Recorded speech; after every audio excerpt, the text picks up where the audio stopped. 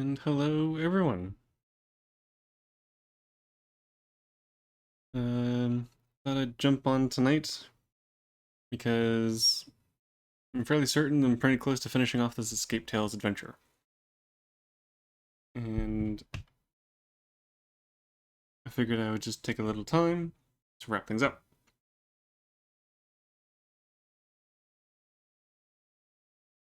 Now, one quick thing before I jump into it.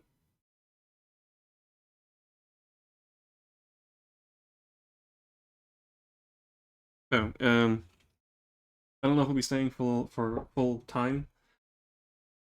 I don't know how much longer this will take. If it's fairly short, I may just get like a time stories set up or something. Um, Otherwise, I might just call it a night early. But either way, I'll probably only be here for a couple hours. Um, but yeah, I just really wanted to get this finished off, so I thought that I would jump on for what time I have. Um, right, before I start, big correction from last time. That math puzzle, I did get it wrong. The game was right. I was a little unsure of it to begin with, but when the calculator backed up my version of the answer, I figured that I was the one that was right. But it turns out, nope, I got the math wrong. To be fair, never been very good at math, so I was also quite tired and not quite thinking straight. So anyway, yeah, that was definitely my mistake. For the last bit, the seven, apparently you are supposed to be able to tilt the cards, and it says something like digit 7 or something like that. Unfortunately, it doesn't work so well in Tabletop Simulator, and it's weird that for whatever reason they put something on the back of it that really looks like the number 4. That is much easier to see than the actual thing you're supposed to be looking for. So I don't know. I guess you're supposed to think that it was a red herring or a false answer or something like that. I don't know, but it kind of sucks that they decided to do that. So anyway, yes, I take back statements from last time. The game is fine. There's no errors in it. That math puzzle apparently was totally okay. But anyway, we left off still in the bathroom. Unfortunately, I'm out of action tokens, which means I am going to have to go for another Doom. Um, but there is still this puzzle that needs to be solved. Either this is going to be the exit, or it might give a few more action tokens. I don't know. Um, yes, this is solvable. I was actually looking at it a little while after last time, trying to figure this out. And I think I made it. I think I may have figured it out. So this is supposed to be a multiplication grid. Like 1 times 1, 2 times 2, 3 times 3, and so on and so forth. Problem is that the numbers don't match up. Now the thing is, they almost do. So I was taking a look at these numbers, and I realized something. 1 times 1 is 1. 1 times 3 is 3. 3 times 5 is 15. 4 times 2 is 8. 3, 4, 5, 6. 6 times 4 is 24, and so on and so forth. So, if it hasn't become apparent already, 1 plus 1 is 2. 3 plus 1 is 4. 15 plus 1 is 16. 8 plus 1 is 9, and so on and so forth.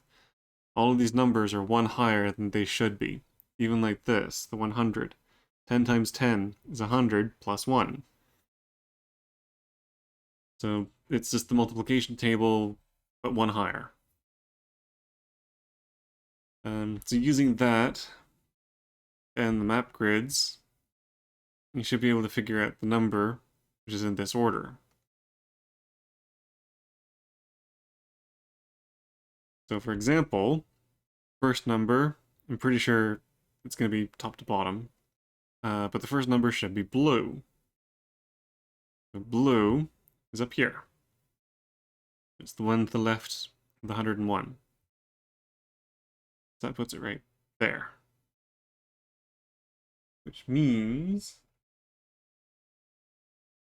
10 times 9 is 90, plus 1 is 91. So blue, which is the first number, should be 91.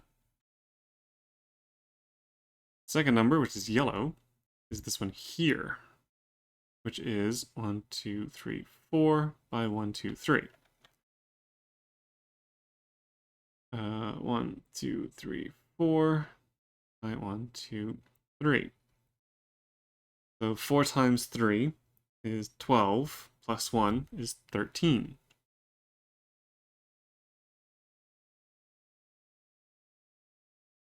The next one is red, which is this one here. Now again, I'm not sure if this is meant to be this square or this square. So if it comes out as being wrong, it means it's meant to be the other square. For now, I'm going to go with this one, because it's the one that's showing the actual paint.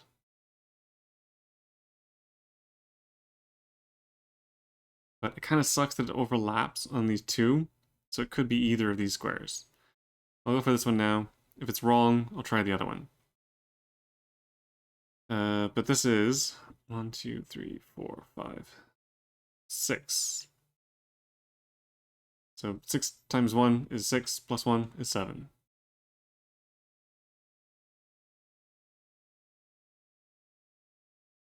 And then the last one is, of course, the green, which is over here.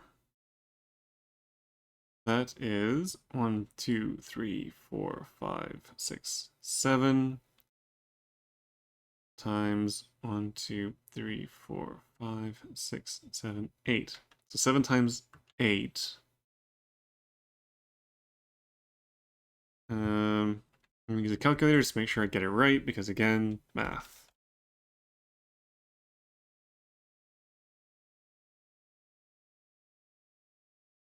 7 times 8 equals 56, plus 1 is 57. So if this is wrong, then the 7 should be an 8. Spiffy. Read 157.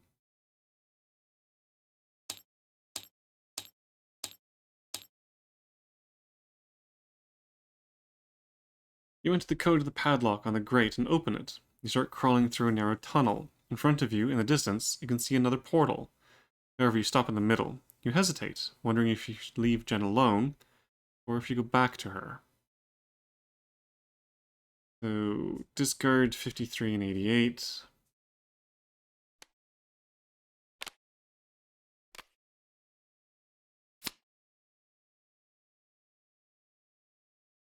Take card 75.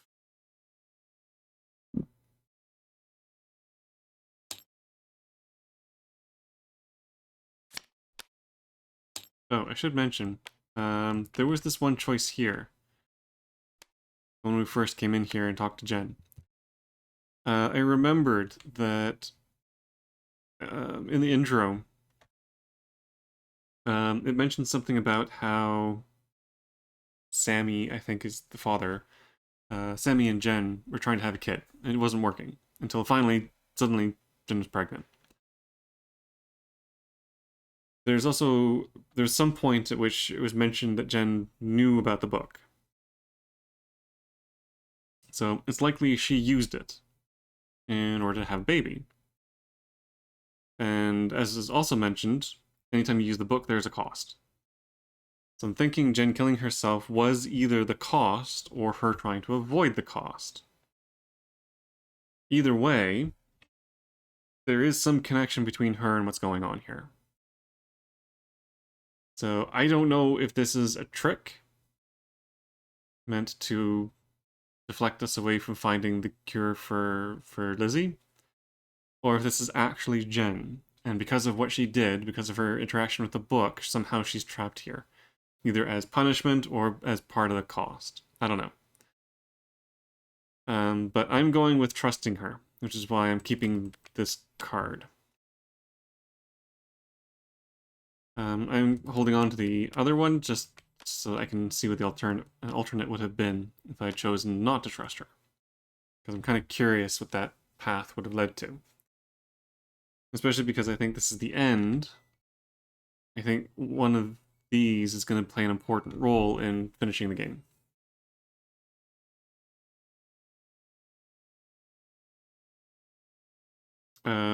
But anyway, 75. When you're ready to leave your current location, read P10. Okay, so now the question is, I'm out of actions. If I stay and look at the clocks, I'm going to have to draw a card, a Doom card. And I think it's getting to the point where these are going to start getting worse and worse. So I could stay and take a look at these clocks, or I could leave and just not bother with them. At the moment, I'm kind of thinking that the clocks are probably just going to give me more actions, which would be a waste if if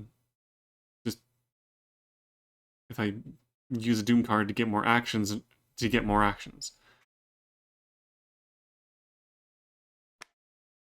So I'm kind of thinking that I might just leave this and move on to the next location, which is most likely the last location, actually.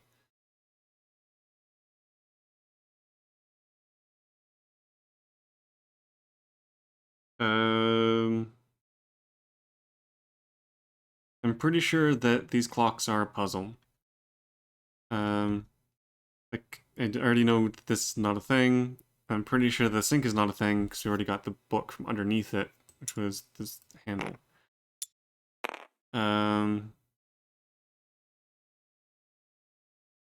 Yeah, the clocks could be a thing, but obviously it's not an important thing. Well, it might not be an important thing.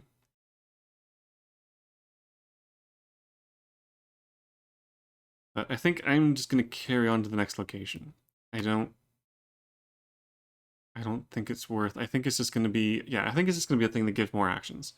So I'm gonna move on to the next thing. When are you ready to leave your current location? Go to 10.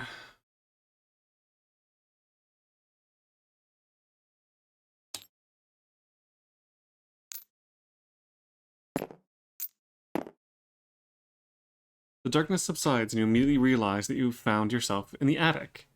This time, you're not alone. With horror, you notice two familiar figures chained to the wall, Jen and the doctor. At first, you try to talk to them. They're silent, but they roll their eyes as if they want to show you something.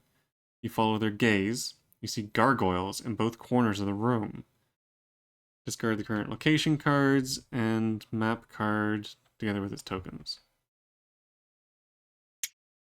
I mean, no matter what, we're only going to get a couple of tokens for this room.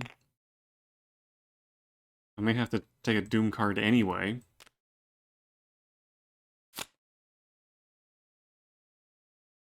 Discard, if you have, cards 1, 20, 43, 60, and 108. I don't think those are any of the cards that I have.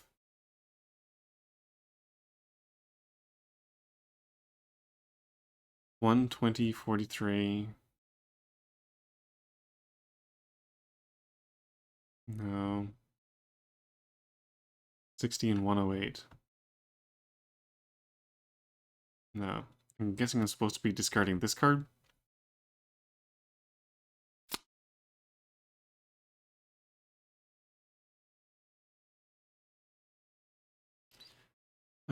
Take the location cards 2 and 5.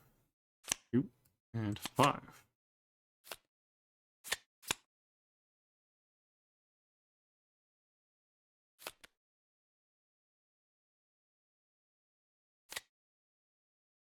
Oh, that looks like it's for these things. Um, Take card 46.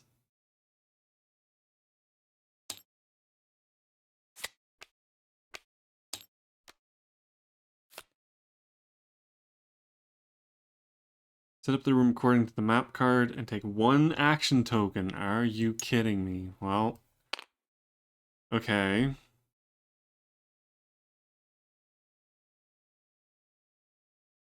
Gargoyles. Nothing there. Those guys. Oh, and that is this thing.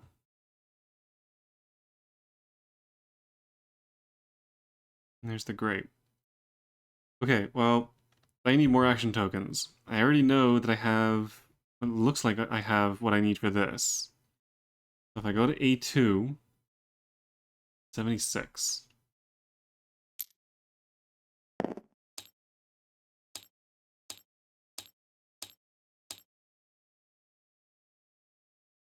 Looking at the mechanism on the wall, you notice that it's missing a few elements. Some of the missing gears left only a shadow. Take card 41.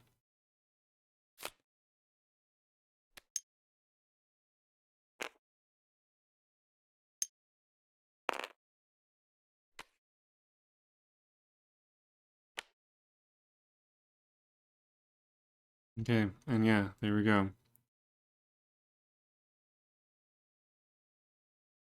So, I should be able to solve this. Because I think this only needs 3 cards to solve. Okay, so... Red line points towards the top. And that looks like little gear, big gear. So the big gear goes on this side. Little gear and goes on this side.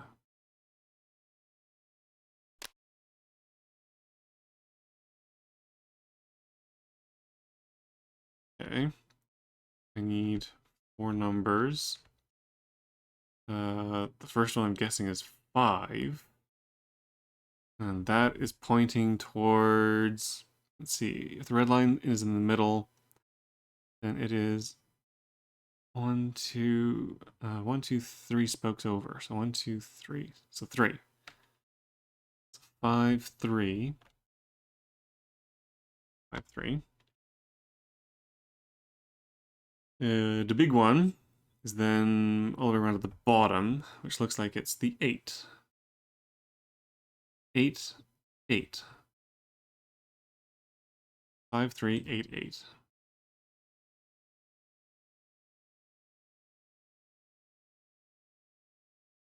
Accurately done. Read 176. 176.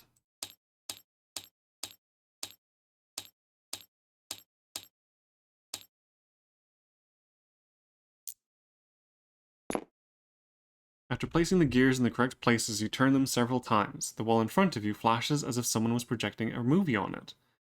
The colorful figures change shapes and colors. You notice what you're looking at is the image of Lizzie's toy kaleidoscope. Discard those 3 cards and take 4 action tokens. Yay!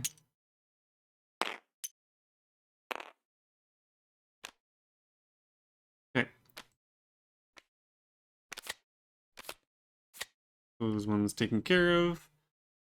The next one that I have is this. Pretty sure this goes with a carpet. Now, how many cards did that one need? Weird diamond shape, right? Yeah.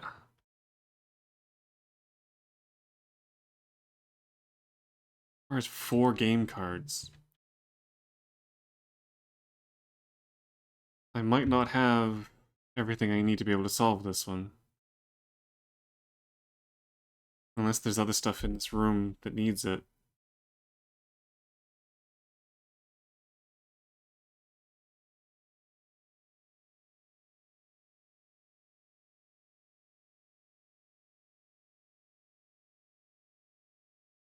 Do I want to waste my time on that, or should I just go straight for the gargoyles? I only have 4 action tokens to spend. Okay, well, 4 action tokens to find 3 potential cards.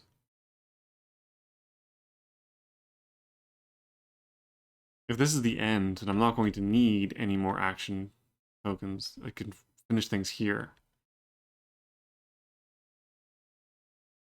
So the question is, do I dilly-dally with other stuff, or do I just go straight to the main things? I mean, if this is the end, then maybe I should just go for a couple Doom cards. I've got 5 of them left. Although, from what I remember, it said the cost is going to keep getting higher and higher. So, it may cost me something important. Now, I also have these things. So what could these things go to? Chalice, knob, book, paper with symbols.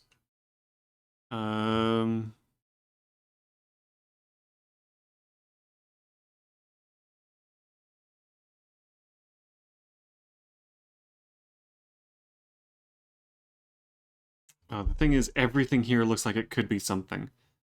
The only thing I'm pretty sure is not a thing is going to be this.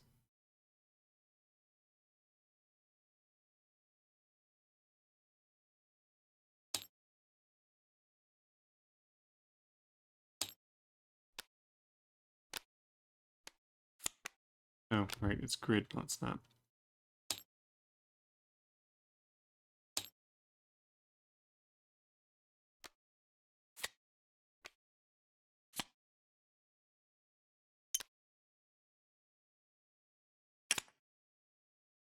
Okay.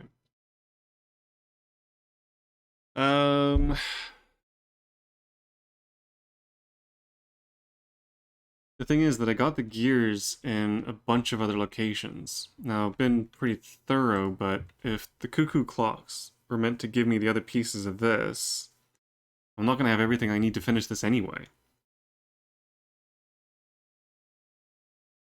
You know what?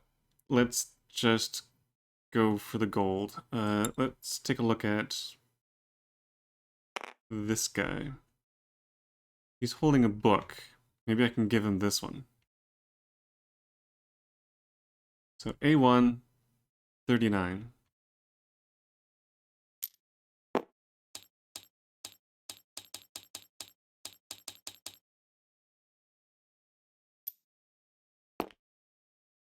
One of the gargoyles looks away from the book in his paws and starts looking at you. Boring, so boring. So many pages and nothing happens. Maybe you have something better for me to read? I will repay you greatly for every gift. You can discard any cards with an hourglass symbol. For every card discarded this way, take 3 action tokens. Well, blue book. Here you go, buddy. Have this to read. That gives me 3 more actions. Woohoo! 2, 3, 4, 5, 6. So that will allow me to complete 1 complete card. I could do with like 3 more. But I don't have any more book. Wait, no, that's wrong. It's the wrong way around. I don't have any more books. But this guy is eating something. Maybe he wants this? I have a few action tokens to play around with now, so I can more comfortably try some other things. Why would they be looking at the gargoyles if it was just to get extra action token? Oh, maybe that was the clue. Go to the gargoyle for more action tokens since you only start with 1. Anyway. D1. Let's see if I have what this guy wants. 81.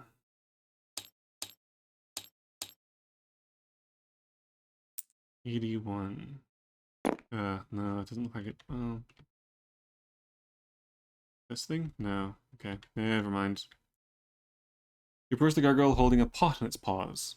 Your attention is drawn by the gently moving tongue of the stone creature. It looks as if it's licking its chops. You're just about to turn around when the movement of one of the paws stops you. The gargoyle moves the spoon towards you, asking for some food.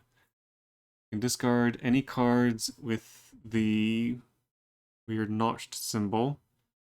Every card take 3 action tokens. Well, unfortunately, I don't have any of those. There's obviously something I was missing. Something I missed.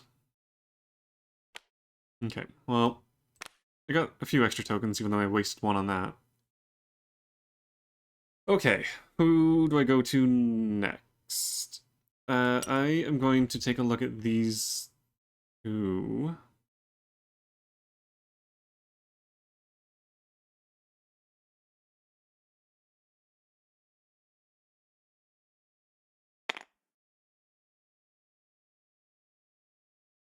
Yeah, I'm gonna take a look at these two. So B290.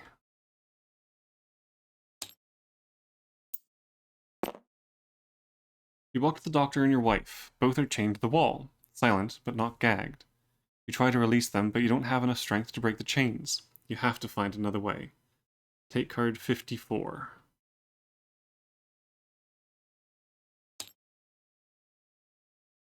Thought I was here for Lizzie, not my wife. If you have a card with a symbol below, read 83. It's kind of similar to that one, but not quite. So kind of a diagonal hourglass. Okay. Alright, just to get it out of the way.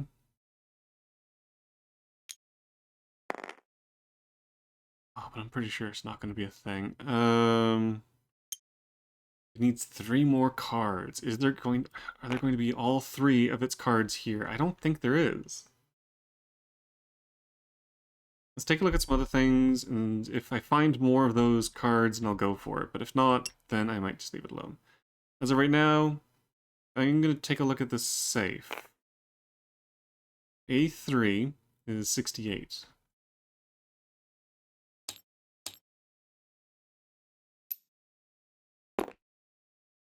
Next to the safe, with a colorful mechanism, is a chair covered in cobwebs. You wipe it, and notice something written on it.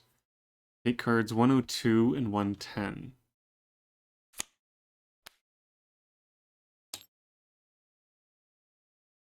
110.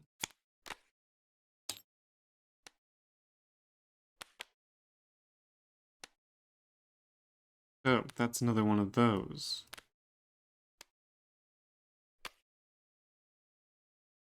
I hate the stool. Oh, maybe I do need to look at this then.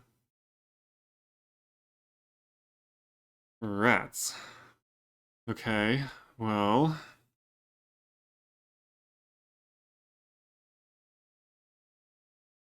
Safe that ends in number 6. Well, there's a 6 on the chair here. I hate the stool. Although it's part of a different puzzle, so... Maybe that can't be part of that. There's kind of a 6 there. Okay. So I have 2 of those. I have 1 of those. Alright, you know what? Let's just take a look at this. C3 for the carpet. 150.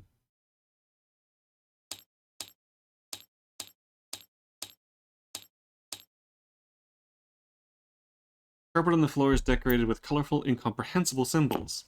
Have you seen something similar before? Take card 70.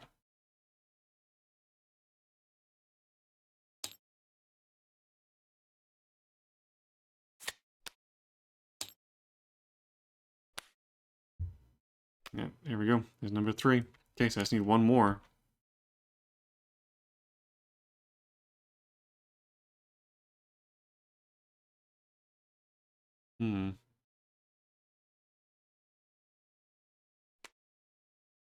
Seems to be something on the edges. That could be a 2.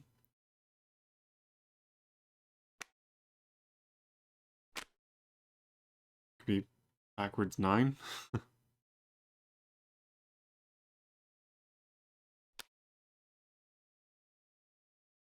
That could also be a 2.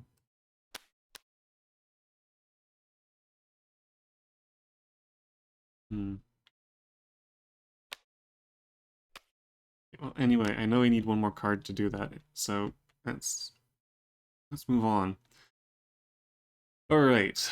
There is cupboard here with weird symbols. There's a poster with stuff.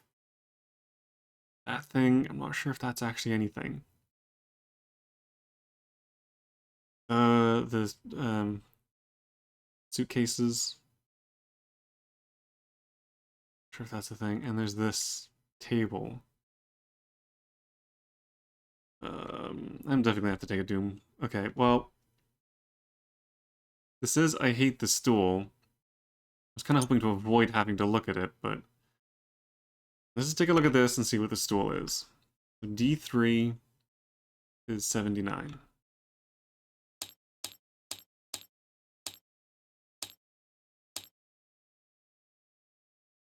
You walk toward the bars in the wall and look at the stool next to it. There's something written on the seat.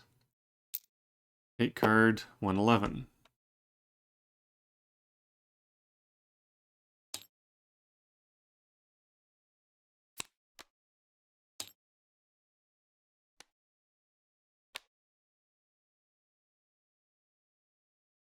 Take me to the left. I hate the stool.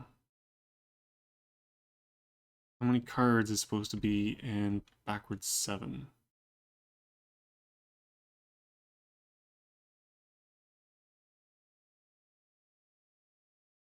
5?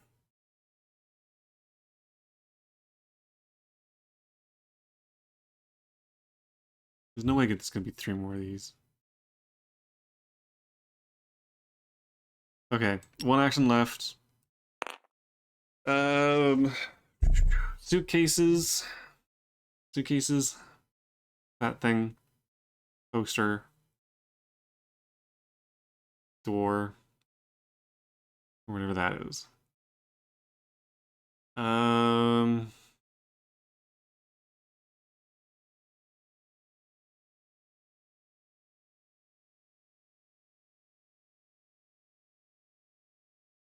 Maybe I can use this on the set of on the desk.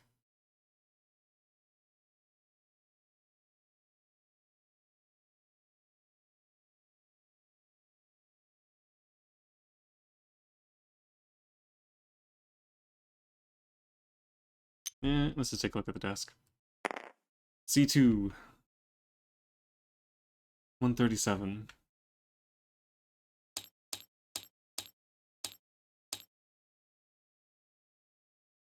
Chains entwine the table and cupboard so tightly that there is no chance for you to even move them. There is a note with some symbols next to the padlock on the chains. Take 83.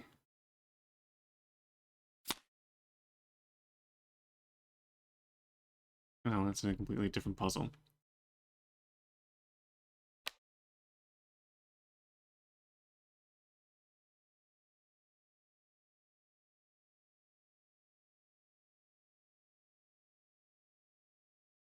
Great. Okay, so I'm out of action tokens. I cannot solve any of the puzzles that I have. Alright, let's go for this. A sudden flash of pain makes you fall. You expect a painful memory, but see Lizzie's hospital room instead. The equipment in the room is loud, and the personnel is in chaos. Nurses and doctors surround the bed and yell between each other. Someone uses a defibrillator. After a moment that seems to last an eternity, the machines quiet down. You hear a doctor say, "We were lucky today, but next time we could lose her." Lose? But they said her condition was good. Discard 1 card with this symbol if you have any, and take 4 action tokens. Oh, balls. Okay, well, I guess I'll lose this one. Because I want to see what the potion does. I don't know if this is something from a while ago. Okay, I'm going to set this one aside, just in case. And 4 more action tokens. 1, 2, 3, 4. Yeah, so that's enough to finish this off. Okay, let us take a look at these things. B3, 47.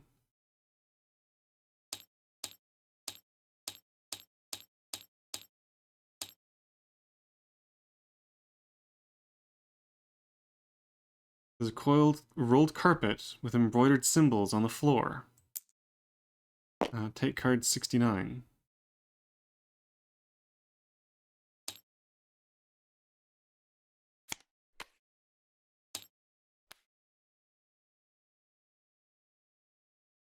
Okay, so that's the last one of those.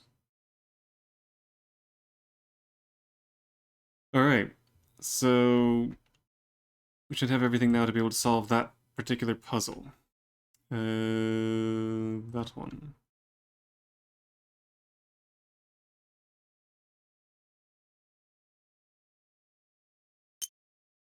Oh yeah, rolled up carpet.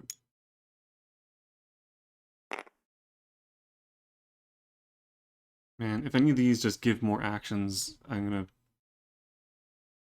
be really upset. Okay. So yeah, these are the 4 game cards to be able to solve this. Alright, so to open the safe, I need this number. It ends in 6. I can see 2, 4. It's a backwards 7 there.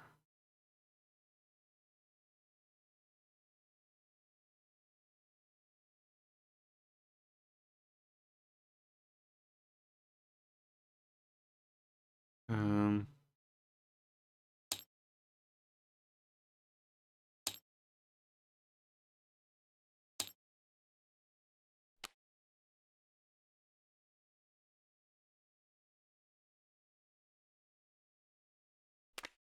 that going on top of that doesn't really seem to do anything.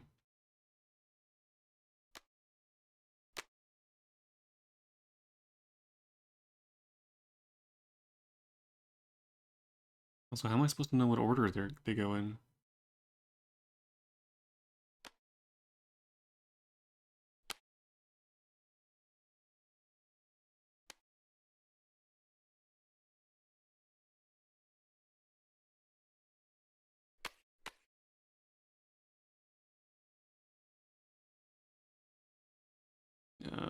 That doesn't seem to do anything.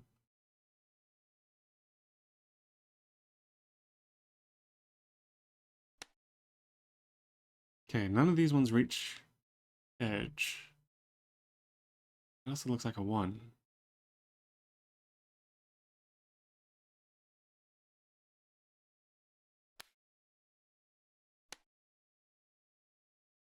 These are the only ones that have an edge.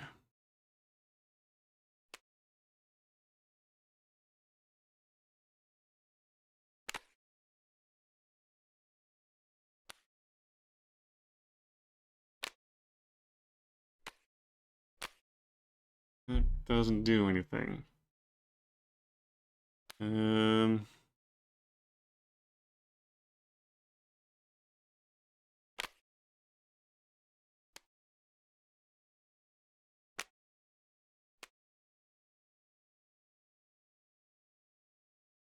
hmm. It's written in yellow. Does that mean that only the yellow ones matter?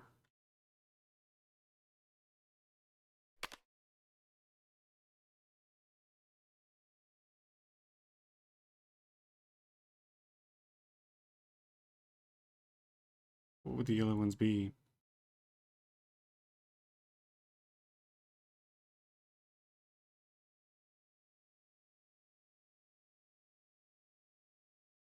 Uh,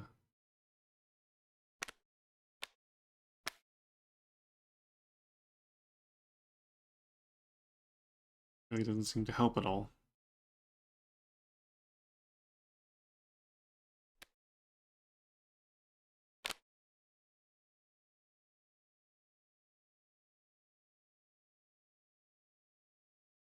Okay, that overlaps on the 4, but doesn't do anything.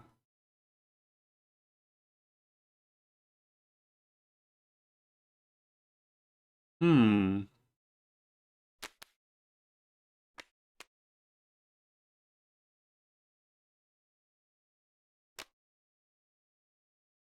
That doesn't help with anything there.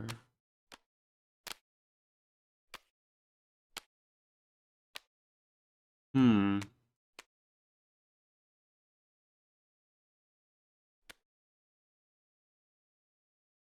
None of the purple stuff overlaps.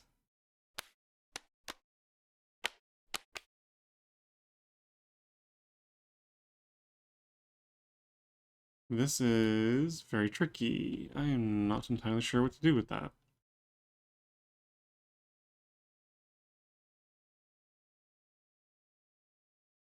There's not enough space on the floor, so the carpets have to overlap. Yeah, that's kind of what I figured.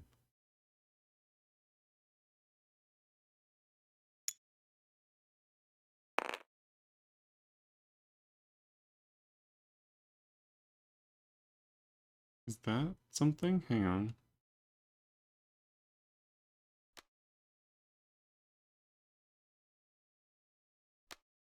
G7C. Oh, that's just that.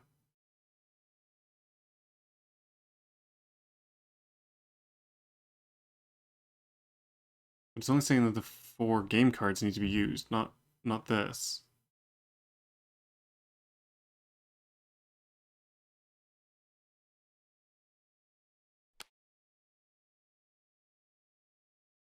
The cards have to overlap.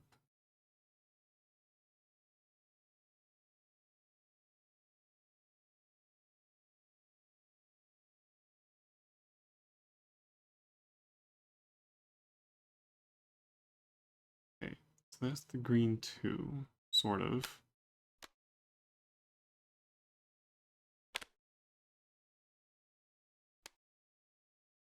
And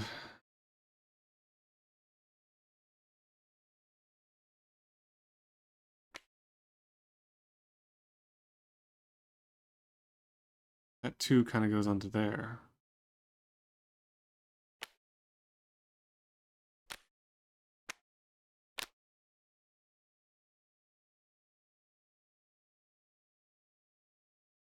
Does that do anything? I mean, again, in an abstract kind of way, that looks like a 9 and an 8. That could be a 2 if it had a back to it.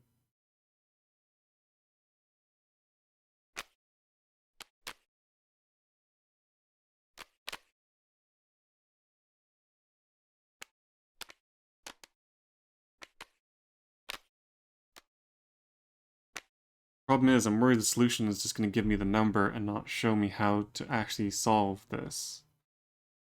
So I know they're meant to overlap. I can see some things that look similar here, like 2 and the 2 here, whatever this is and this.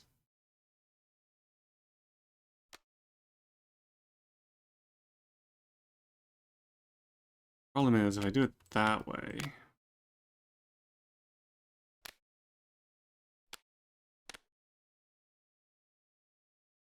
that's 2, but then how does this overlap with this?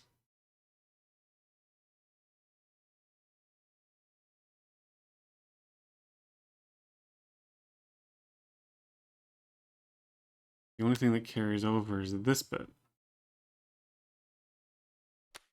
So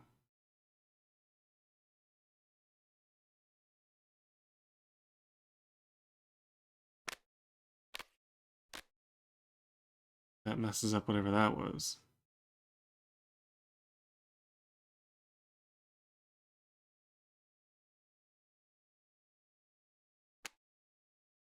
Ugh.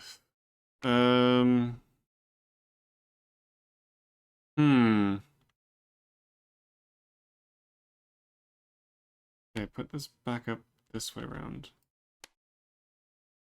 I mean, the other thing that overlaps is this with the 4. Oh, hang on.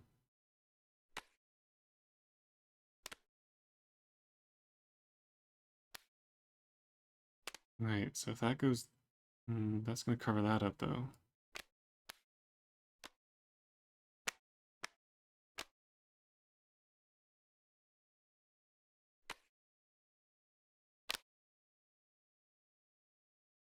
Yeah, the thing is, that's not a perfect match for that. The red splotch there. Is it meant to be a perfect match? Because this looks like a perfect match for this. Like that looks like it goes right there.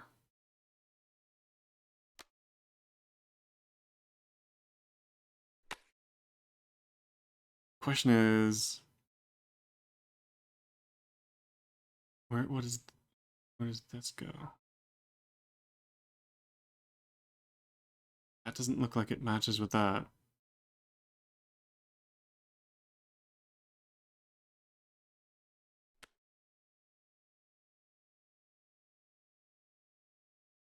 Well, it's not quite a perfect match, is it?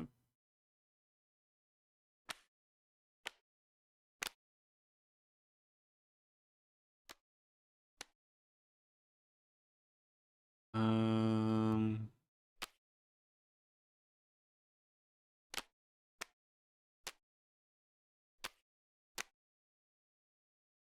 3728641.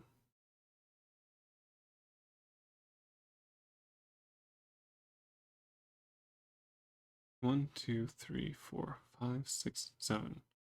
1, 2, 3, 4, 5, 6, 7.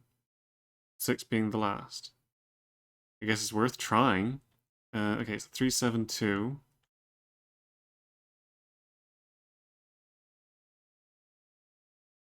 372. 864. 864. 8, 6. Oh, 6. No, 6. 4. 864. 1, 6.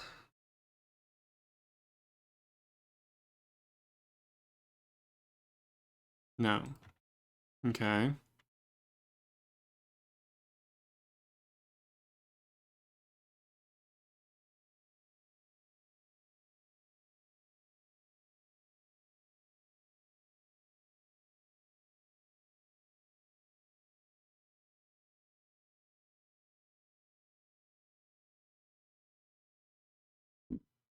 Three seven two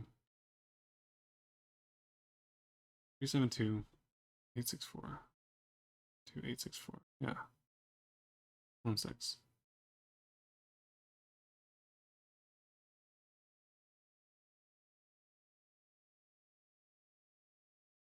Hmm. Okay. If that's not it, then what is it meant to be? Did I get some of the numbers mixed up?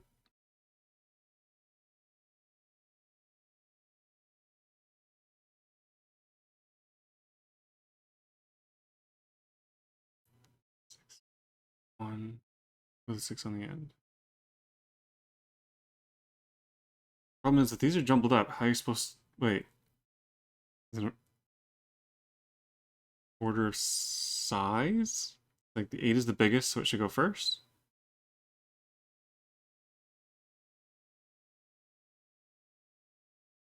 But some of these are so similar in size. How are you supposed to know which ones to go first?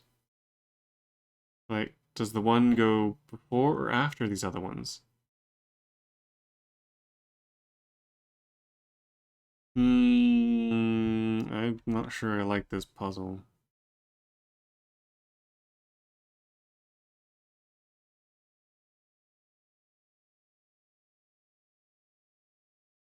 Place the carpets in such a way to make it possible to read the code and the color of the lock.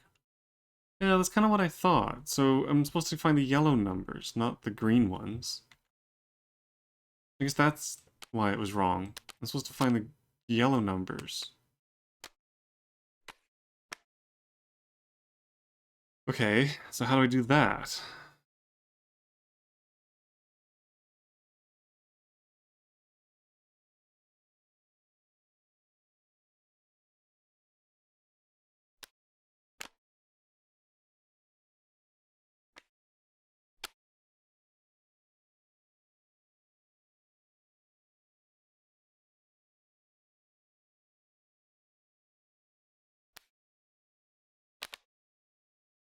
Um,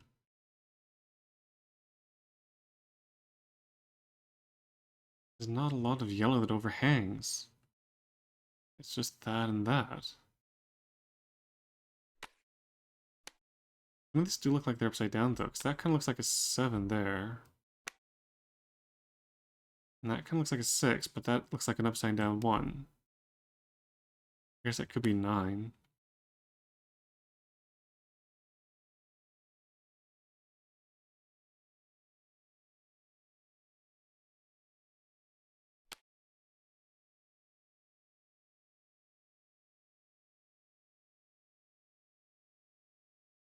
None of that overlaps proper.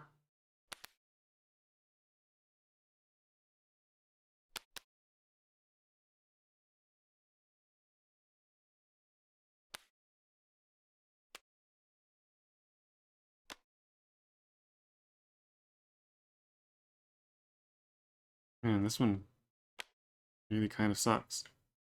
Um,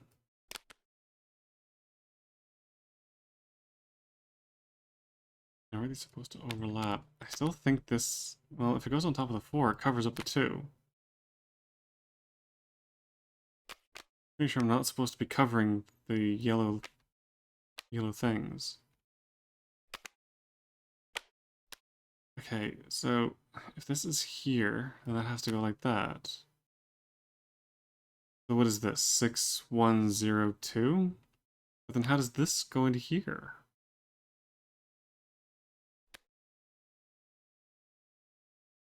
One, two, three, four, 6, 7.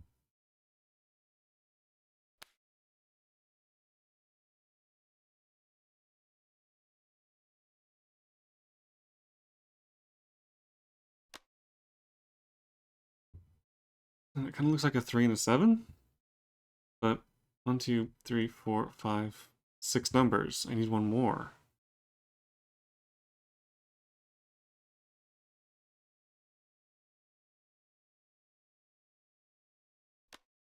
Hmm.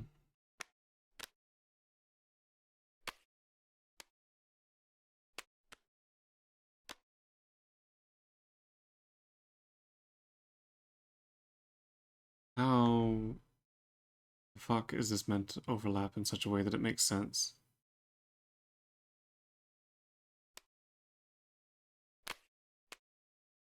Maybe if they were see-through cards, maybe, but like, that doesn't match up with anything here.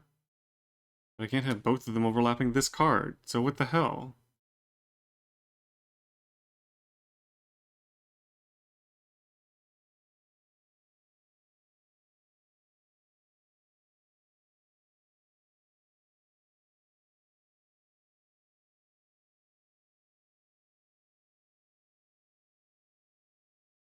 Nothing else that overlaps. Okay, I am definitely missing something here because this is not working. Yeah, I don't know. I have no idea.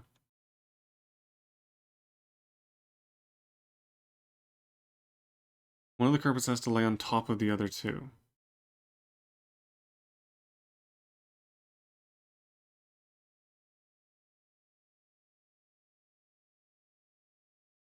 Yeah, this one has to be the one on top. The other two go underneath. But again, how does this match up?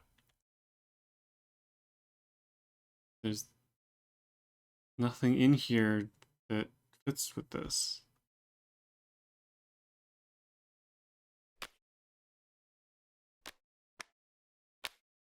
There are no numbers that are made out of these.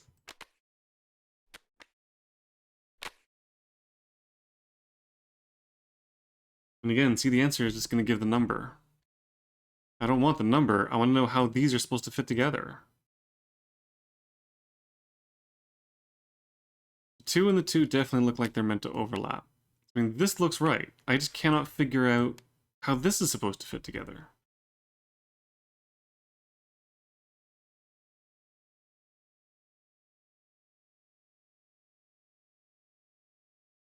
This doesn't make any sense as far as being able to form any kind of number.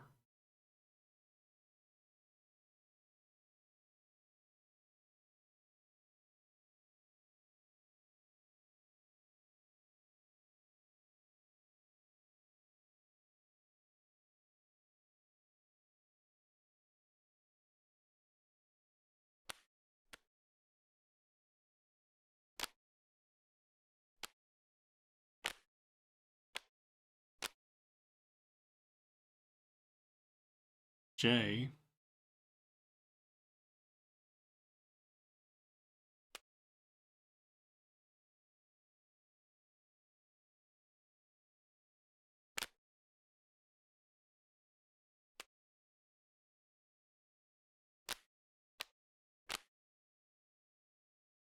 Doesn't work.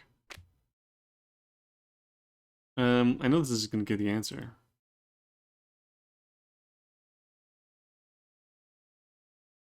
Oh, well, I got the green code. The green code for.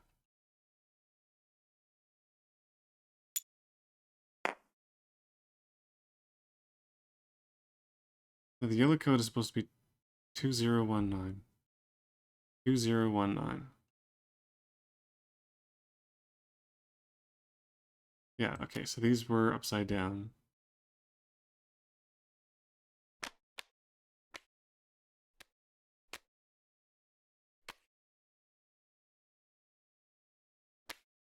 Okay, so these are correct.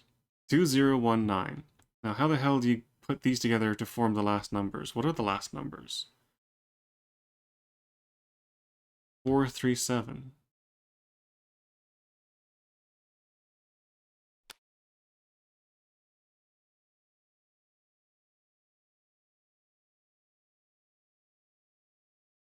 Oh.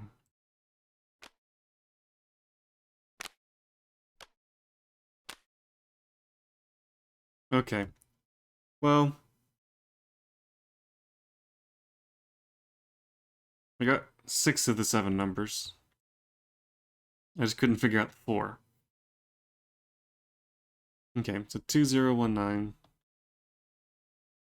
And I did figure out the green one at least.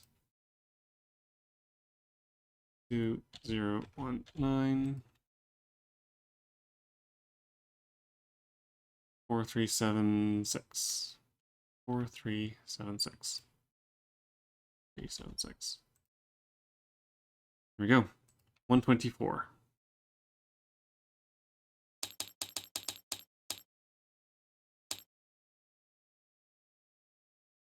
Discard if you have 6970.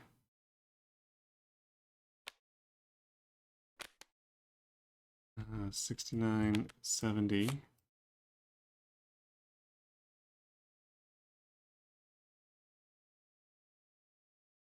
7995.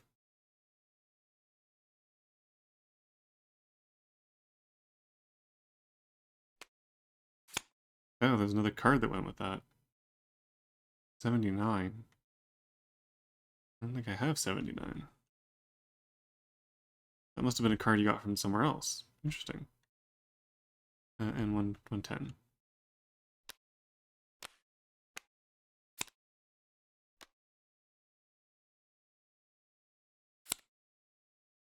Okay. Take card 32.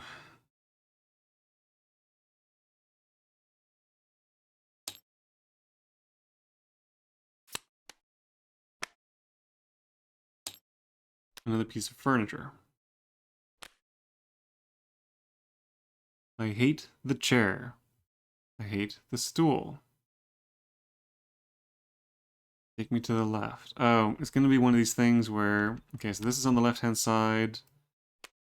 The chair hates the stool, so it's not going to go next to the stool. And the stepladder hates the chair, so it's not going to go next to the chair.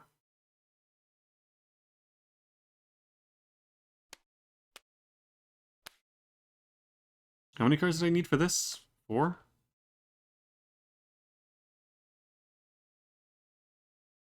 5.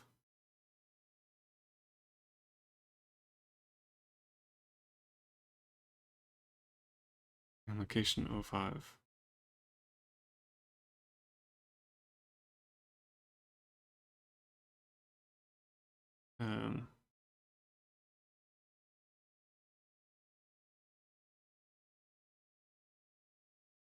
This side.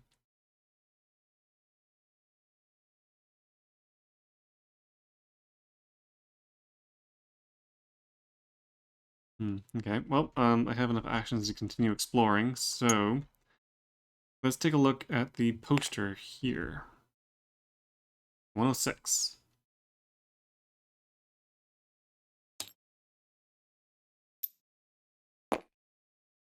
Family tree drawn by a child's hand. It's missing one person. For some reason, they were burned out. They were burned out with a death year. Oh, the death year. Take card 4. This is an entirely new puzzle.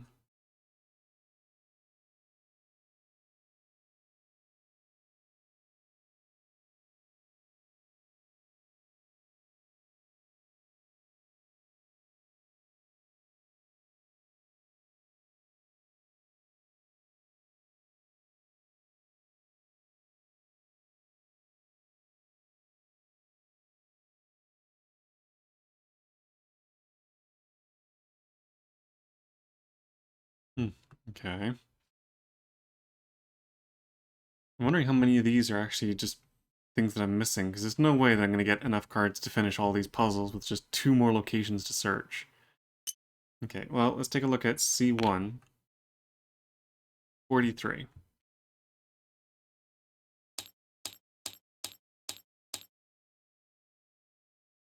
You know some scratches on the door above you. It's too high for you to reach with your hand. You look around for something to climb on. Okay, so...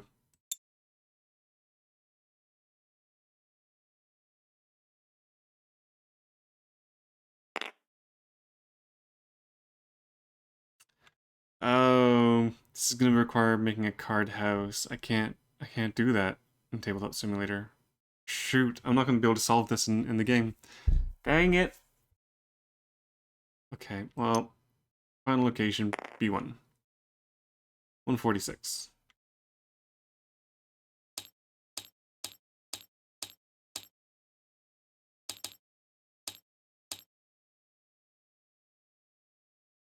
Full moon you see from the window reminds you of the passing time. How long have you been here? Hours, days, maybe years? Remember that the book mentioned that time can flow different in other dimensions. Okay, so there's nothing else to find here, which means I don't have enough things to be able to complete any of these puzzles. Okay, can any of these be solved with what I have here, or am I missing cards from other locations, and therefore, is this the end? Is this as far as I can go? Um, so that needs 5 game cards, so I need 2 more. What about fish?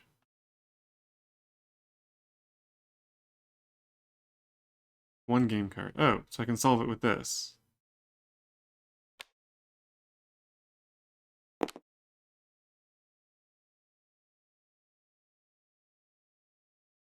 I need the date he died. Okay.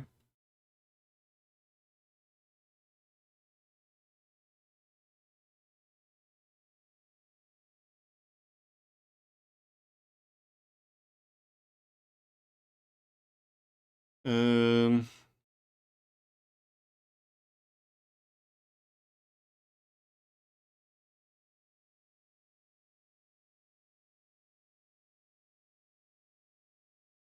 okay, well.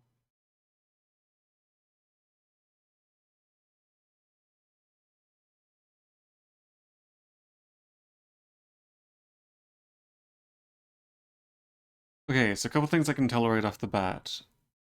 It looks like everyone's name ends in either AS or ISH. And it looks like all of the ishes are female, and all the asses are men. So Tartas must be male. So the men, there's three men in the family. Pavlas lived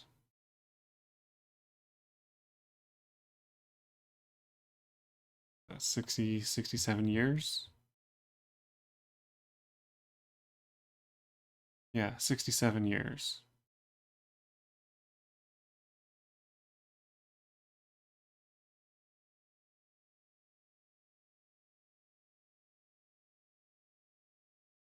Cortas lived 67 years.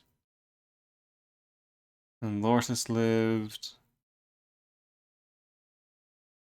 70, 120, 67 years. Okay, so all the men in the family lived for 67 years. So if Tartus was born in 1883, that means 67 would be, so it's plus 3 is 70. 80 plus 70, or 8 plus 7 is 15. So 1950, I think. Again, not the greatest at math. Whoops. 9, 0. Clever. Read page 23.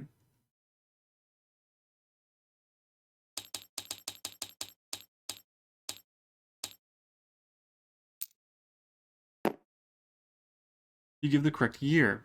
A broken key falls from behind, off the family tree board.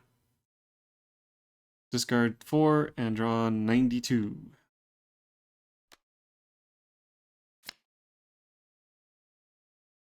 And draw 92.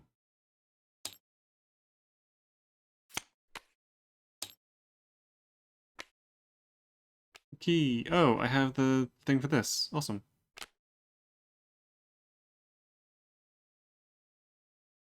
Okay, but what about this thing?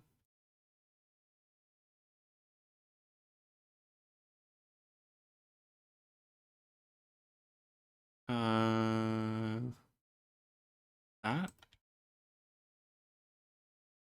No. What is that symbol? Oh, this one.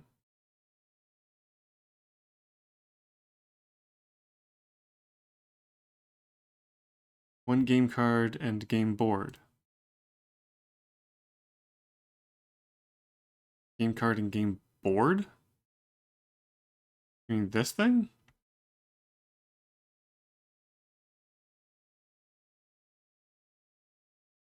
Does this have something on it I'm supposed to be able to see?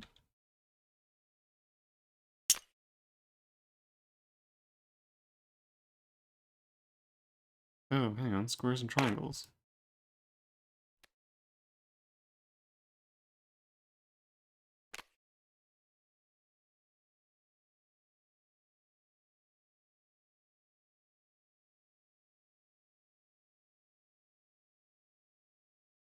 Circle D1 plus squares B2 times triangles A3. That must be these little circles, I guess. So it's number of circles in D1. Okay, and again, math means I do these first. So the squares that are in B2, so B2, 3 squares, times the number of triangles in A3, which is... Ooh, does it count ones that are not in the right direction? Ooh, okay, I'll try it with the ones with all of the triangles. If that doesn't work, I'll only do the upright one. So at the moment, that's 6, plus the number of circles in D1, which is 1, 2, 3, 4, 5, 6.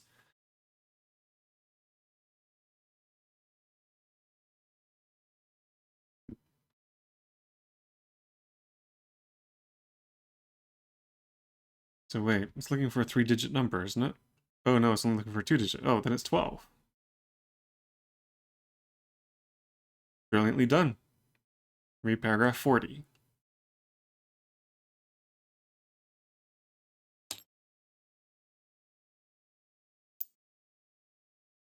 You enter the code. The lock opens and all the chains immediately disappear.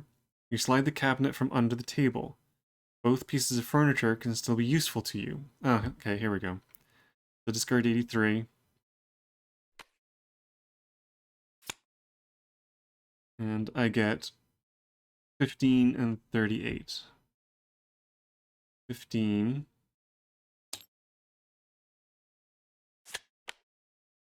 And 38.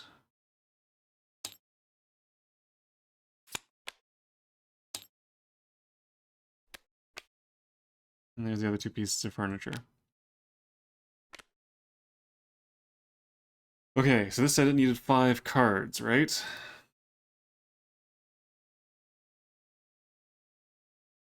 5 cards in LO5. So, yeah, unfortunately, I can't do this because I can't make the cards into a card house.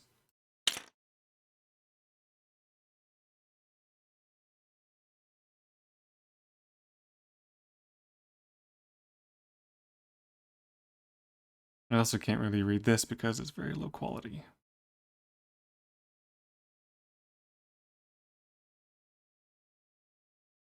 I think I might just have to cheat the answer on this one because I can't physically complete this puzzle. I know what's meant to be done.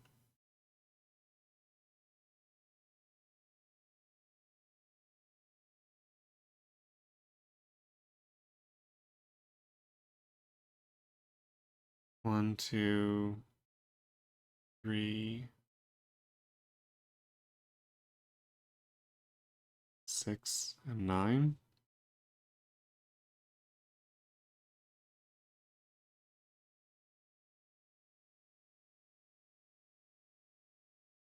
This side up. Drawer plus chair equals heart.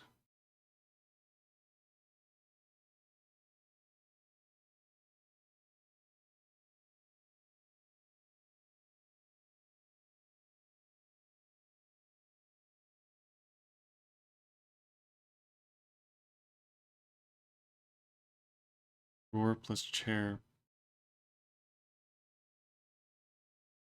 Okay, so again, I'm pretty sure I know how to solve this, it's just that I can't.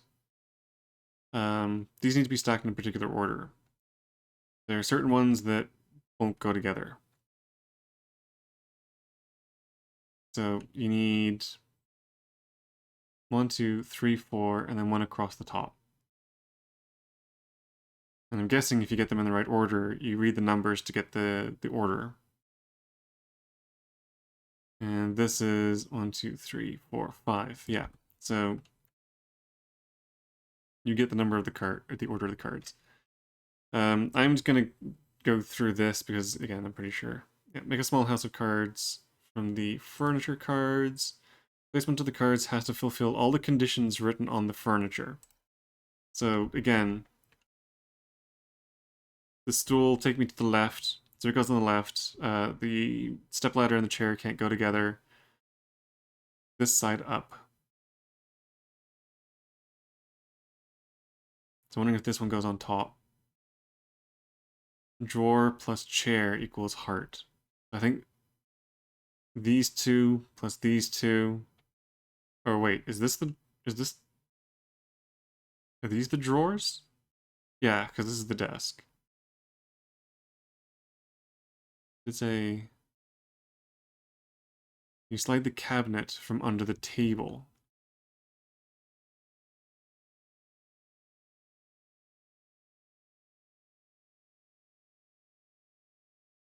Cabinet, table.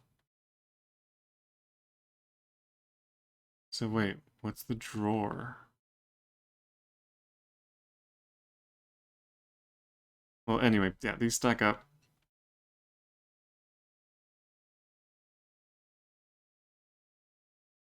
The order of the answers can be found on the doors of the house blueprint. Yeah, so again, it's this thing which unfortunately, because of the poor scan, which I'm not knocking it, but it's kind of, when you're dealing with this kind of information, it's important that this is clear.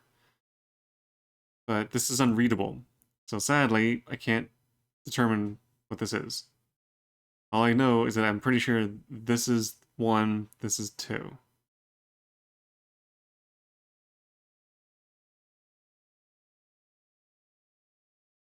The answer is 91623. 91623 would be 91623.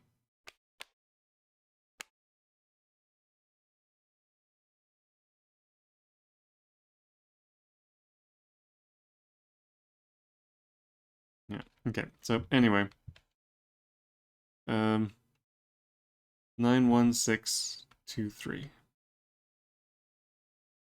91623.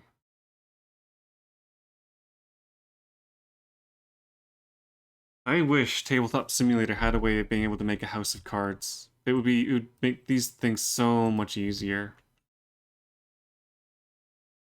But sadly, that is not a thing that is possible. So 62.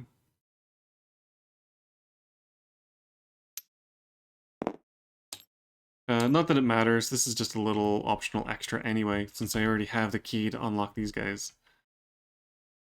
You stack the furniture, being careful not to fall. The structure wobbles, but it is stable enough to carry your weight. You can reach the door now. Discard the cards. 1, 2, 3, 4, 5. Yeah.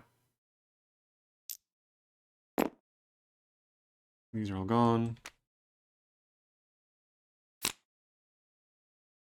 And then take card 96.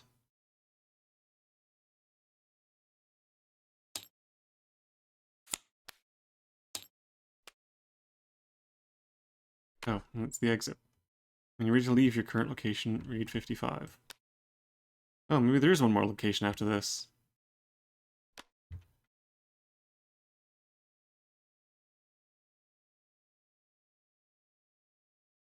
I shouldn't have wasted my tokens on those things. Well, we'll see. Can't imagine there being anything else, but whatever. Anyway, if you have the card with the symbol below, read paragraph 83.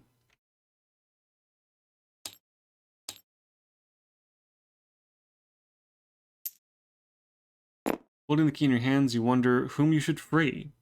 Should you trust Jen or Lizzie's doctor? Discard 54. Oh, they're gonna make me make a choice.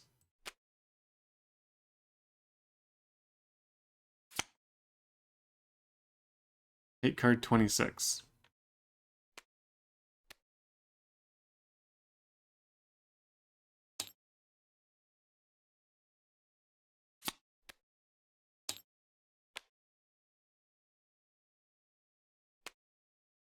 So many emotions are going through your head. You close your eyes for a moment. The weight of this choice is enormous. Who are you going to free? Um...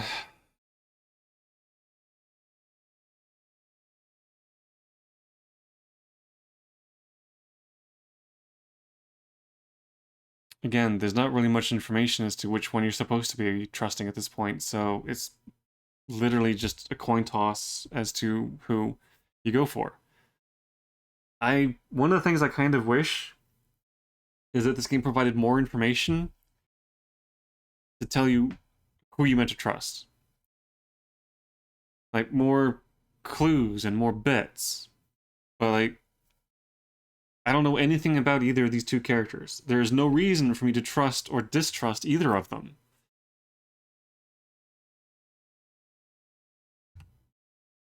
Oh, balls.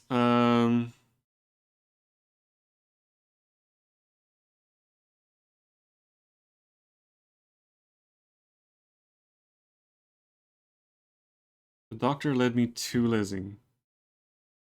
To Jen.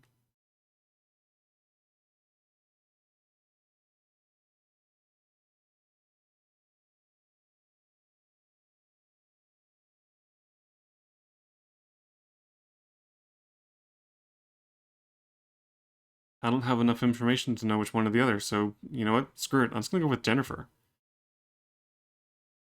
80.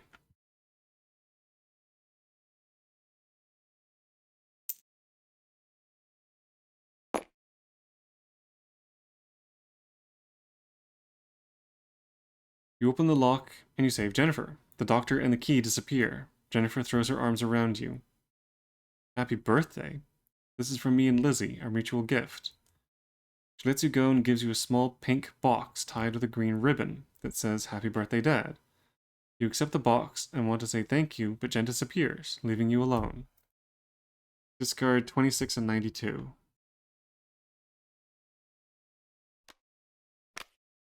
26 and 92.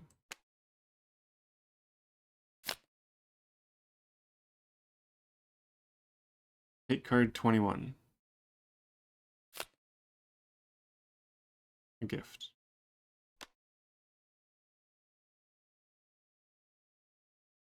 Okay, again, what would the other choice have been? 14.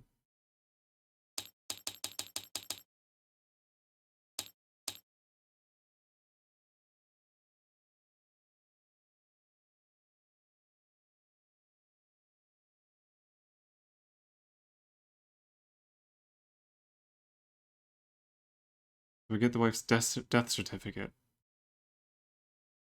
Again, there's nothing to indicate that one or the other is better, so whatever. I'm just gonna go with the gift, I guess.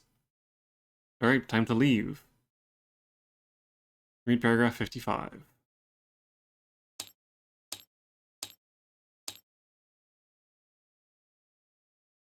You go through another passage. Lizzie's hospital room appears to your eyes. A creature similar to Lucian is standing in front of you, bending towards the girl. You want to go back to your father, it whispers. Lizzie doesn't reply. You try to run towards her, but your legs don't work. You feel as though you're deep in some kind of invisible, sticky goo, paralyzing your every movement. If you want to take her away from us, you have to make a sacrifice, says the keeper, stretching his greedy hand towards you. Take location card 6.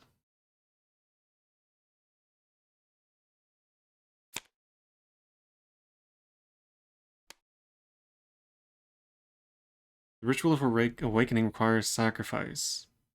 Our world demands an exchange. Which can you offer? A memory? A keepsake? Or maybe you have something that can directly help the girl. Enter the number of the chosen card with the page symbol into the app, or you don't have a card or don't want to give anything. Oh, this is really blurry. Is that 54 or 64? I think that's 64.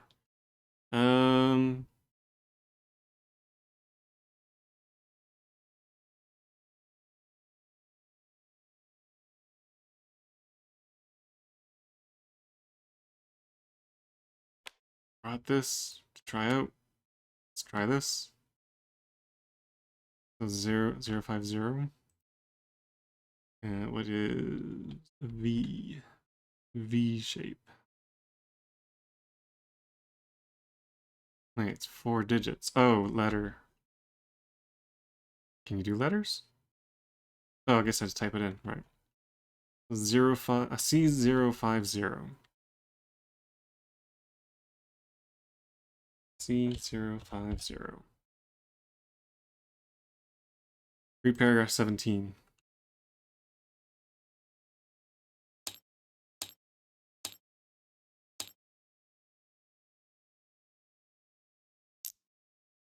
You hold a vial that you got from Jennifer. The keeper looks at it and nods approvingly.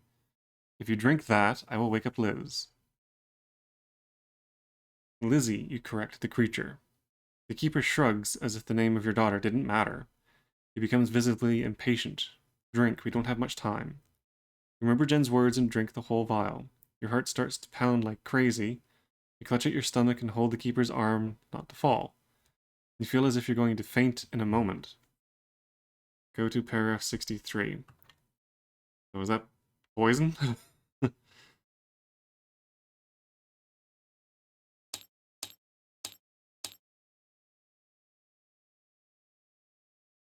What have you done to me? You ask the keeper, staggering on your feet.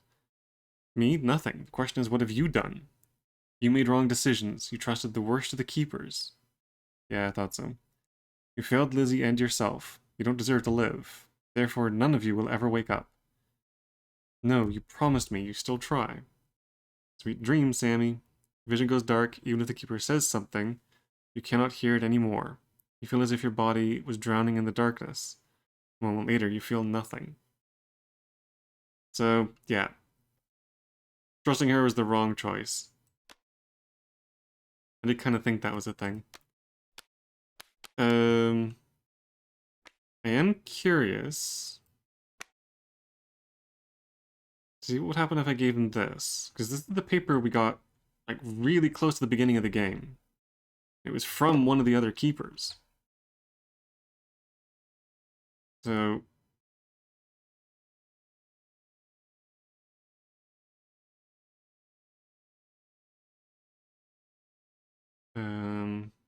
what was it? V, right.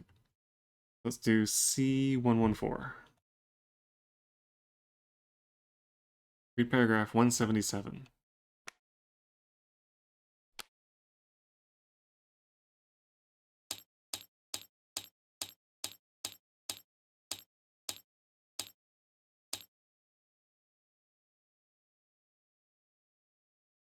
You take out a page from the book with a description of the ritual.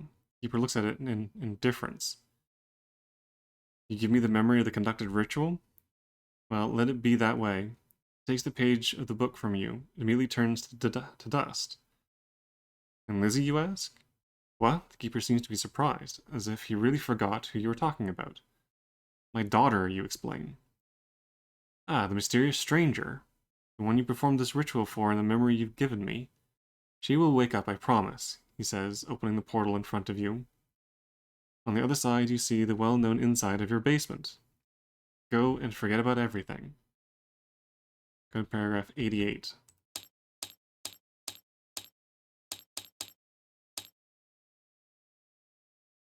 You wake in a weird circle.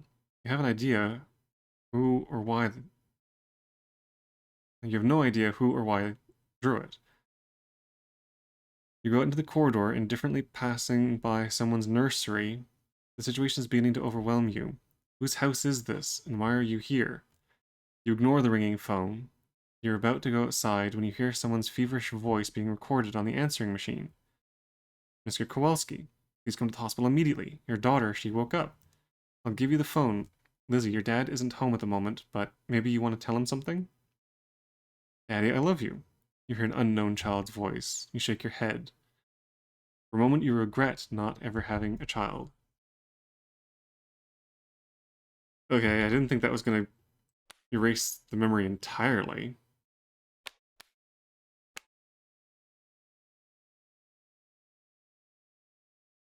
Okay, so the other option would be to give... let's go with the gift, which again is trusting Jennifer. This was after she was unlocked. So 021. I need to go back. Set.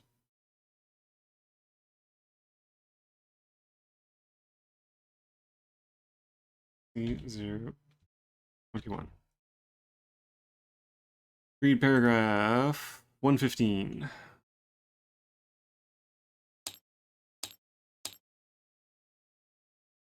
You pull out the gift from your pocket. The keeper nods, visibly pleased with what he sees. You're giving me your birthday gift? That's a generous gesture. Very generous. This is your reward. He points to your daughter's hospital bed. The girl slowly opens her eyes and looks around. 170.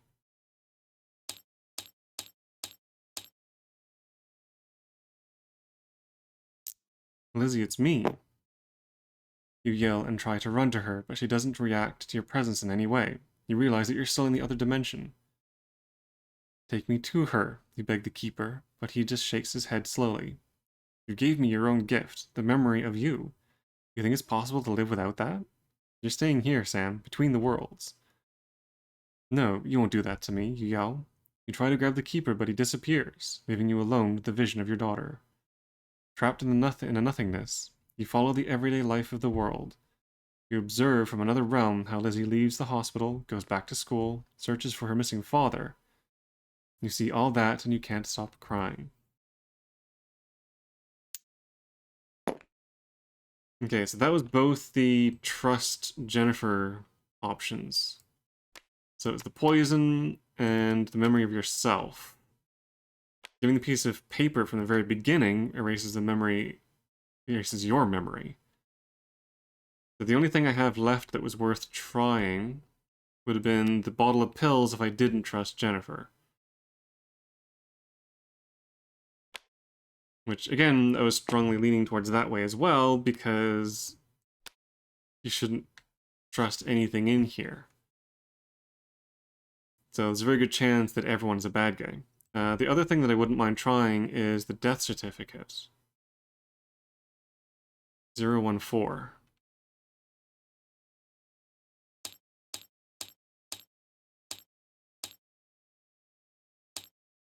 Wait. Yeah, 14. Because I don't know if the doctor is also a bad person. Take card 104.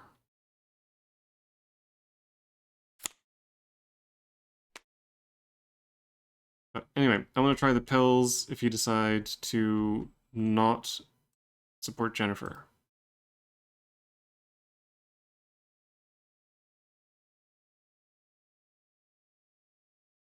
081. Read paragraph 100.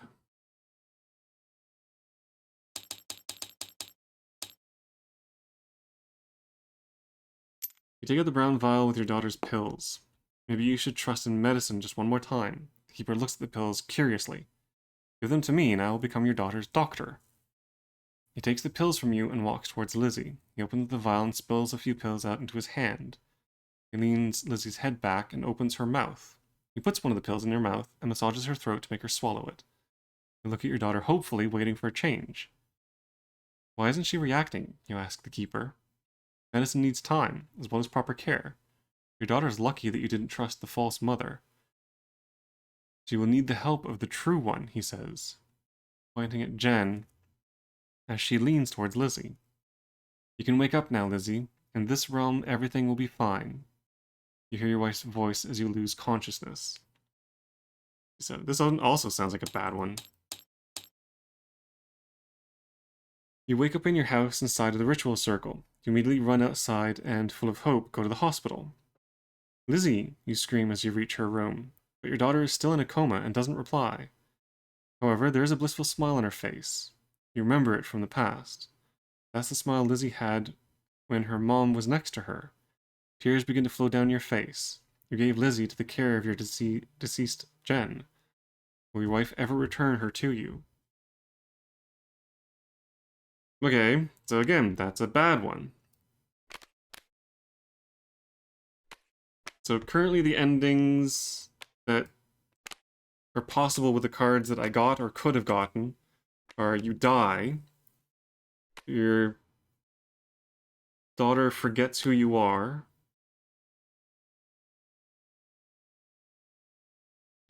you forget everything, or your daughter remains in a coma but stays with Jennifer, the ghost of Jennifer. So what would have happened if you gave the death certificate? C104.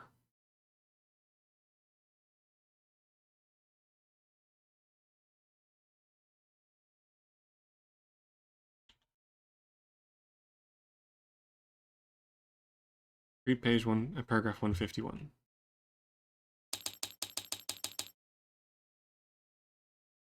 You take out Jen's death certificate. Keeper looks at the document for a while, as if he didn't know what to do with it. She conducted the ritual before, didn't she? I've seen her memories. She couldn't get pregnant. She thought that a child would bring you happiness, so she decided to carry out the ritual. She was lost, like so many before her.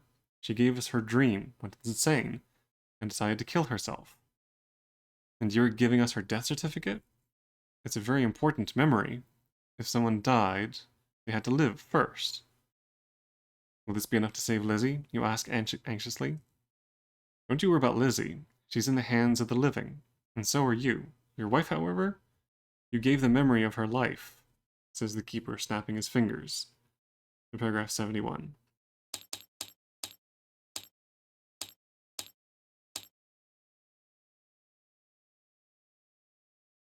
You wake up in your basement and you immediately run upstairs and call the hospital. You introduce yourself and, terrified, ask about your daughter. We're very sorry, but Lizzie's condition remains unchanged. We're doing whatever we can to wake her up, the doctor informs you. Resigned, you go to the bedroom and suddenly stop dead. This can't be your bedroom. In this framed picture of a couple. You look at the smiling woman in the picture, the one hugging you. You see a wedding band on her finger. You shake your head dubiously. This is a joke. Even though you try for a long time, you cannot remember anything about the woman in the photo. So she stays in a coma, and is there a good ending to this? Like, every single one of these seems to lead... I mean, I guess some of them have Lizzie wake up. But is there an ending where everything goes well? Because that's all the options I have. Although, I could just not give him anything. In which case, that's either 54 or 64, I don't know.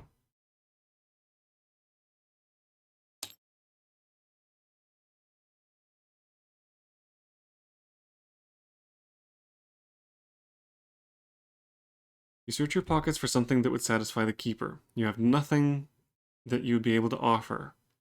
I know, the keeper answers with disdain. I beg you, there has to be some other way. Without the sacrifice, the ritual cannot be completed. I'm sorry, I told you this about 1,000 times already. You start to bore me, you know. The keeper snaps his fingers and the hospital vanishes. Page 102.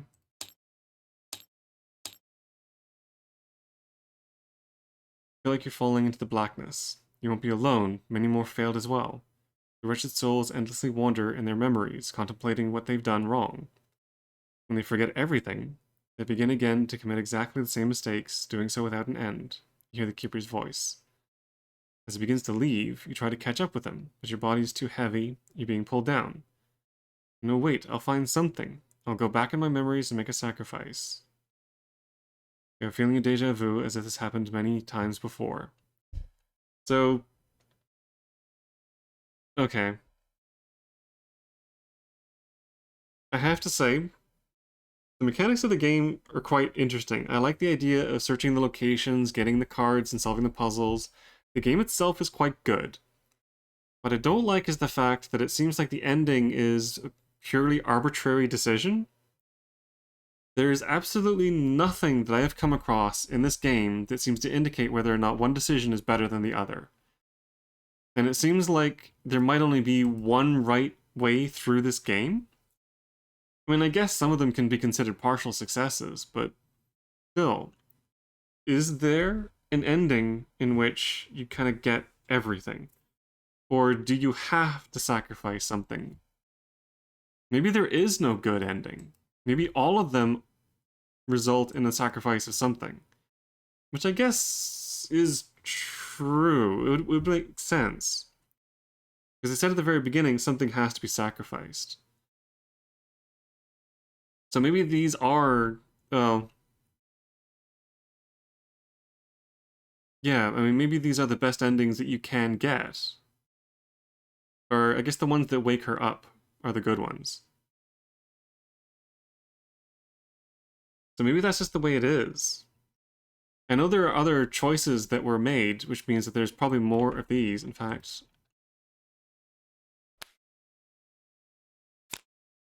those are the cuckoo clock puzzles.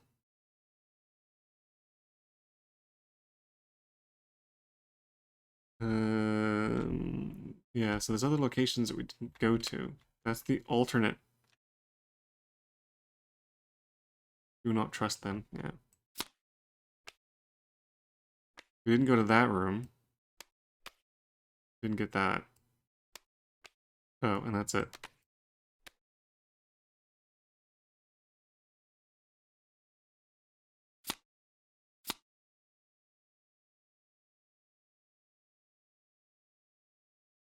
Didn't get that.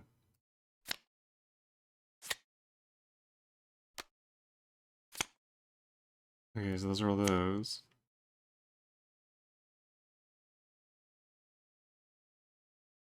Oh, so that's the green number.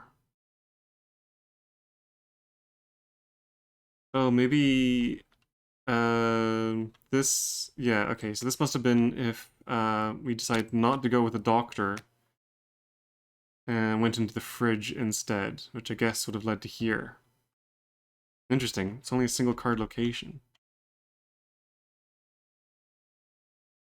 This probably led into an alternate way to get into the attic, which means we wouldn't have come through the grating. Or I guess we would have come through safe instead. Interesting. Okay. So that's the alternate. That's puzzle for the crib. That's for her. Another razor blade. Okay. That must be the alternate for... Yeah, that's the alternate for the attic. I'm guessing a couple of these would have been different. Yeah, that one's different. Yeah, so the two sides would have been different. That's the exit from the nursery. That's the alternate for that.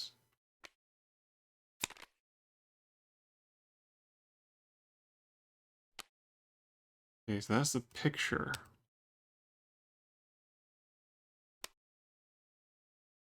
That's the exit into the fridge. It's a puzzle for that. Oh, and this would have led to the safe, which would have led to the attic. Okay.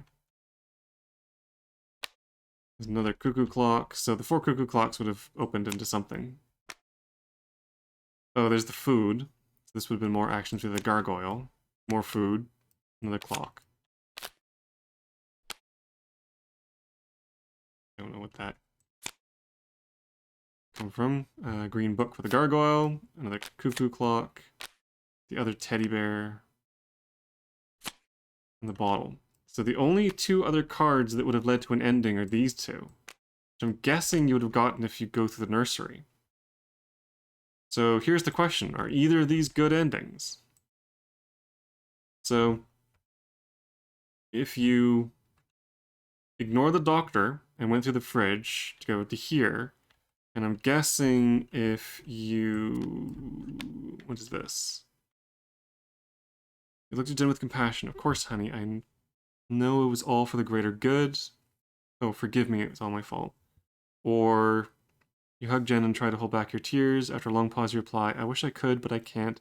I have to save our daughter. So I'm guessing you get one of these based on your answers to this. So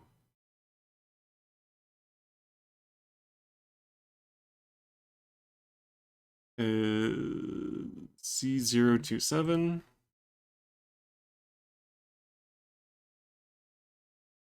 read 35.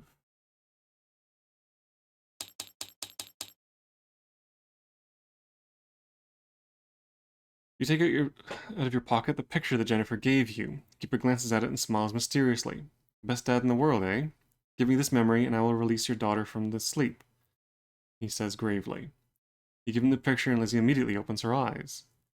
Lizzie, you call, but the girl doesn't seem to hear you. Her room fills with surprised doctors. You want to join them. You start to run, but you have to stop. You feel a weird burning in your chest. You turn and look terrified at the keeper. So that, I'm guessing, is sacrificing yourself. So 149.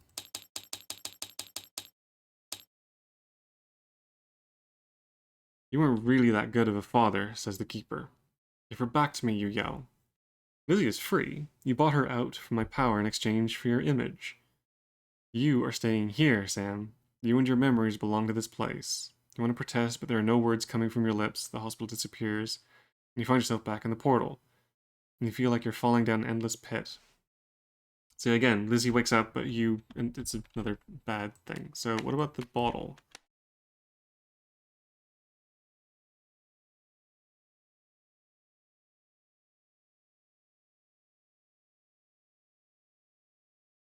Eight, 106.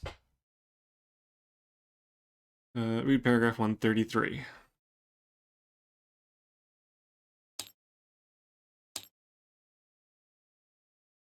Well, Lizzie's bottle. Staring at it, you remember Jennifer's words. It was supposed to be useful. Is this what she meant? You look at the keeper, who is devouring the bottle with his eyes. If I give it to you, will you give me back my daughter? You will get what you never lost, he says mysteriously. You will be happy, I promise. You give the bottle to the keeper. You immediately feel as if the hospital around you became sharper, became more real. To give away a memory of someone's childhood, about a mother that fed Lizzie, about you when you ineptly tried to console a crying baby. Such a gift requires great courage. You hear the quieter voice of the keeper. But it's crazy to give us the care of your whole family. Paragraph 109. Daddy, you hear a quiet voice.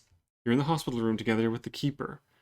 Lizzie is looking at you from the edge of the bed. She rubs her tired eyes. You run to her and grab her in your arms. Daddy, what happened? How long have I been asleep? Jen? Mommy? Surprised, you notice Jen next to you. Something is wrong. She is dead after all. And Lizzie, why is she 9 years old again?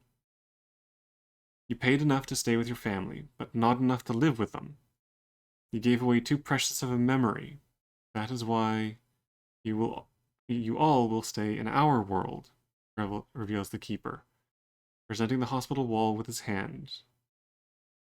You see another vision, your body laying inside the ritual circle. No, no, you try to protest, but Jen grabs your hand. Lizzie grabs your other hand.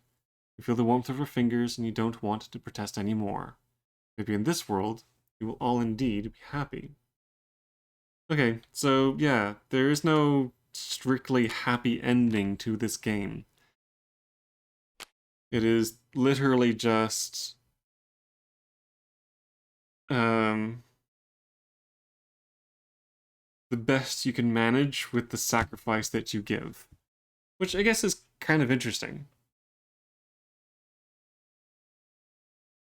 I mean, I guess from the outset you knew that you had to sacrifice something in order to get what you wanted. The goal was to save Lizzie. Everything else was just payment and icing on the cake.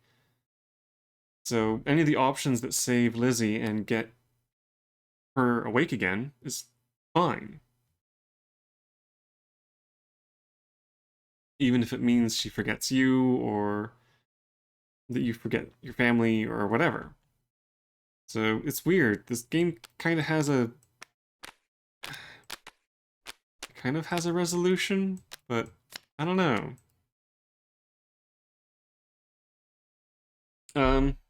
Alright, so that is Escape Tales, The Awakening. It's an interesting game. I kind of like the mechanics of how it works. I like the action tokens and having to kind of risk getting these doomed. Oh, which actually reminds me. What are these?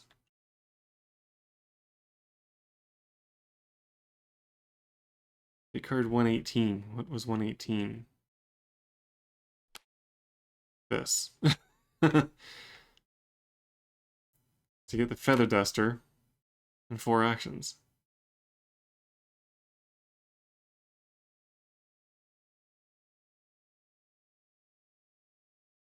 So I wonder what this card is all about. You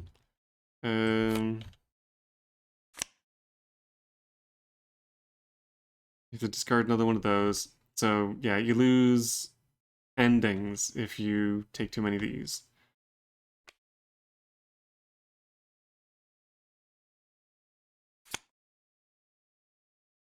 By the end of it, you would only have... These are alternates. You get that. These are alternates. And these are alternates. And you would only get one of each of these.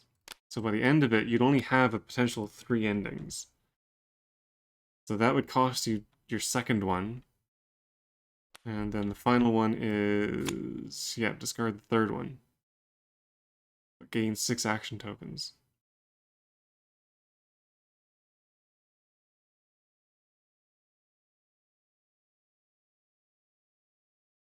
Which I guess helps you finish the game, but then you end up having to do the no sacrifice thing, which just causes a restart. So yeah, again, the game is a lot of fun. I like the actions, I like getting the cards, I like solving the puzzles, I like how the cards interact to solve the puzzles. I like that it comes with the story. There's a lot more to this than there is with games like the Unlock series. I don't like the story, though. The ending is a bit arbitrary. You basically go through it and then hand in whichever page card you have to get the ending that you get. I wish there was more... I wish there was more to it. like I guess if it does flat out say don't trust anyone. So when characters like Doctor and Jen show up, there's no reason that you should ever trust either of them. You just automatically do the opposite of what they want. I kind of followed along because I wanted to see what would happen if you did, but I kind of expected the bad outcome in that case. Um, it seems like from the outset, you're supposed to go into the fridge and ignore the doctor, and then when you end up here, you ignore what Jen says. I don't know which of these would have been given in that path.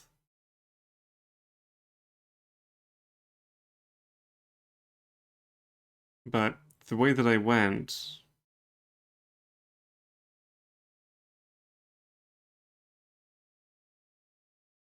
yeah, none of these are particularly good.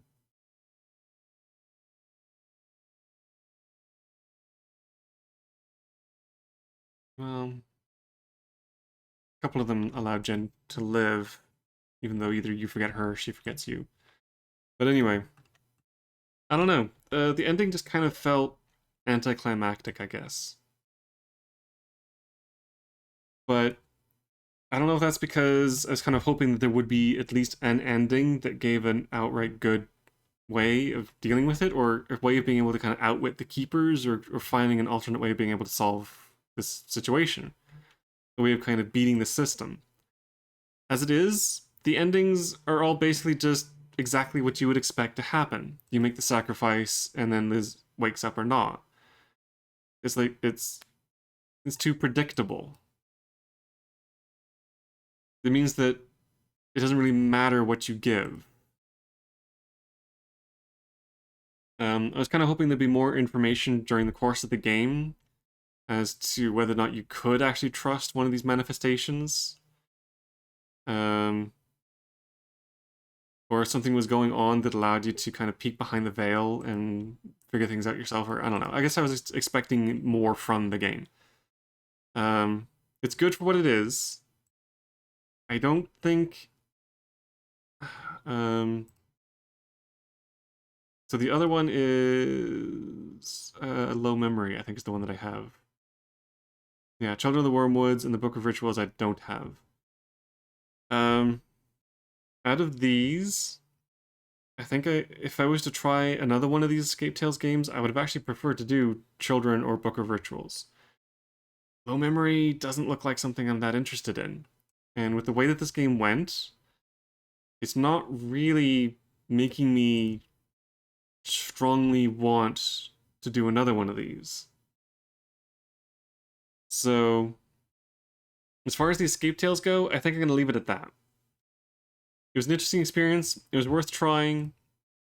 I might take a look at one of these other ones if it ever comes to Tabletop Simulator.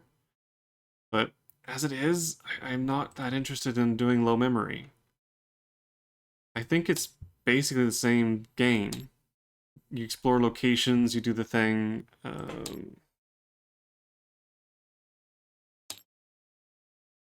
And you go through a deck of cards. Well, it's a bit different.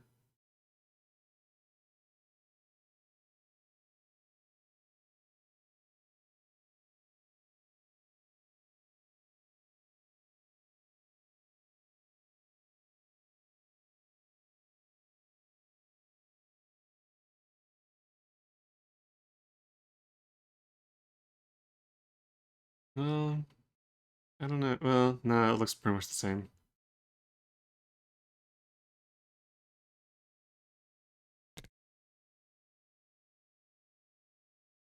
It looks kind of Netrunner, like sci-fi computery.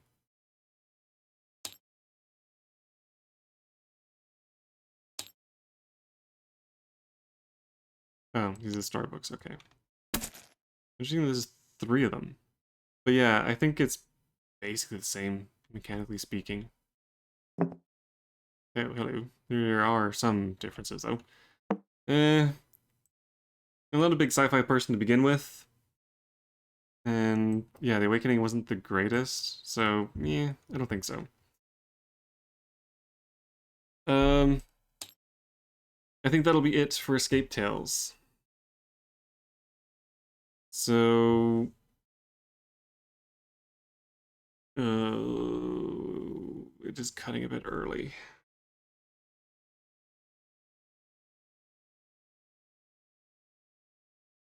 Hour and a half? Nah, I think I might just use this to cap off the Escape Tales uh, series of videos.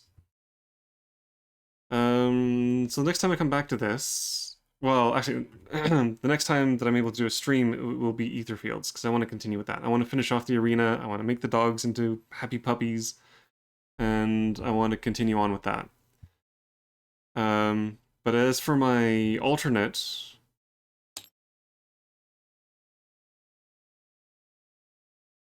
go through my huge collection of games, here it is, I will be doing this. Time Stories. So this is basically the third ranking up of the whole escape room game genre. With the Unlock series, you're just going through a deck of cards. Not much to it. It was literally just you use cards to find the next cards to find the next cards. Escape Tales, there was a bit more to it. There was exploring locations with the action tokens. There was the push your luck with the Doom cards and having to solve puzzles to give numbers and words and all that kind of stuff. It was more complex. There was more to it. It was really good. This is the next step up from that. With this, there is a deck of cards that you go through.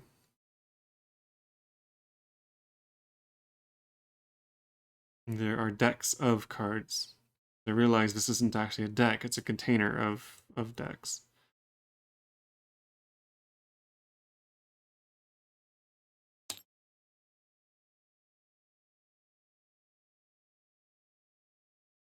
I think. Or it's a container of cards. Maybe shouldn't be looking at that. Anyway.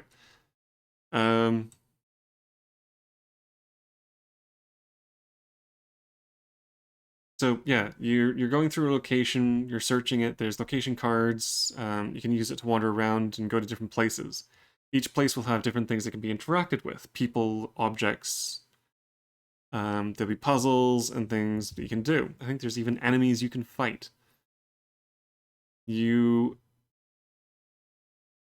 you take a character, I believe. There are character cards you can play as, which I think have abilities and things that you can use. It is technically a 4-player game. You have to play with all 4 agents. There's no real scaling. It is designed based on the number of actions that 4 players can do.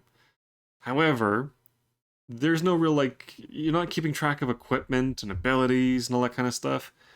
It is super simple to play the characters. So playing 1 character or 4, it's basically just the same as saying getting 4 actions rather than 1. That's all the difference is, really. So when I do this, I will be doing all 4 of the colors, but it will just, again, literally be 1, 2, 3, 4 actions. But yeah, there's dice and tokens and all kinds of things that go with this game. It's a lot of fun, really good. I'm looking forward to making a start on it. I have played it twice before, doing the introductory game, The Asylum. I don't remember much of it at all.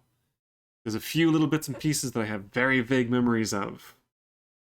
And I'm pretty sure that once I see them, I'll probably remember, but a lot of the stuff I do not remember.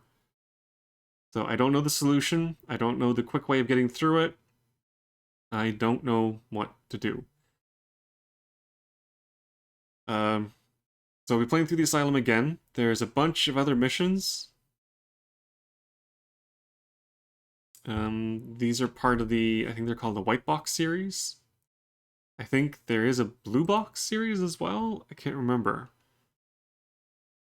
But as of right now, I haven't been able to find the Blue Box series on tabletop, so this might be it for a while. But even this is enough to take a while to go through. So yeah, there's a bunch of different missions. Some of them are supposed to be better than others. but I wouldn't mind kind of playing through them. So yeah, this will basically be the continuation of the escape room style game series. But in addition to these, I will sprinkle in some other stuff.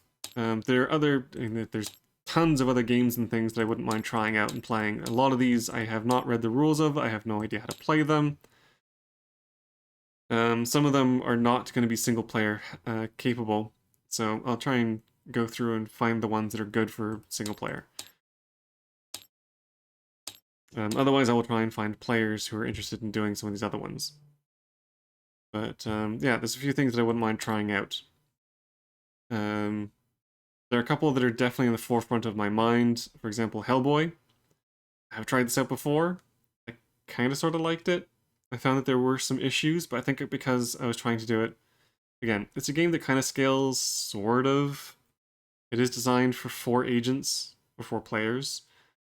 Supposedly it's supposed to scale, but I found that the scaling didn't really work very well. So I wouldn't mind trying this again, maybe trying it with 4 characters and just see how it works. Again, the characters are not terribly complex, so doing it 4 agent shouldn't be that hard to do. I mean, out of everything that I have, I don't think anything is as complicated as Madara was. Those characters were really complex. But anyway, yeah, so there's a couple of things like Hellboy, which I wouldn't mind throwing in, just because I'm really looking forward to playing it. And it is a one-off campaign. Sorry, it's not a campaign game. It's one-off games. There's a bunch of different scenarios or files or whatever. So you can kind of play them one at a time. There's nothing that links them together in a campaign or anything like that. Oh, the other thing that I was kind of disappointed with is that it was very limited in enemies. I think there's like 5 enemies plus a bunch of bosses. It all dealt with the War of the Fish, or War of the Frogmen. War on Frogs, whatever it is. So, unfortunately, there were some negative issues with it. I wouldn't mind trying it again. I am a big Hellboy fan. I want to like the game. I'm just not sure if I'm going to. Also, Halloween is coming up. So, doing some more spooky games is definitely going to be happening soon. I've got a few that I definitely would not mind trying out and playing again. For example, I'm going to be bringing out one that I really enjoyed playing last Halloween. And there's a couple that I might try, again, depending on whether or not I can find some other people to play them. But anyway, so yes, Aetherfields continues. Time Stories will pick up next time, and a few other things. And as I keep saying, I never actually get around to doing, I do have some computer games that I wouldn't mind playing as well. I know this is very board game centric, but yeah, there are some games that I wouldn't mind trying. Some retro games that I played many, many years ago that are still some of my favorite games ever. So stay tuned for that. But anyway, yeah, it's a bit on the early side, but I think it's good to wrap things up here. So, if you've made it to the end of the video, thank you so very much for watching. Please, if you have a moment, follow on Twitch and subscribe on YouTube. Either or, every click really does help. For those of you who have already done so, thank you so very much. I really do appreciate it. But anyway, I'm going to call it a night there. So, I will see you all next time.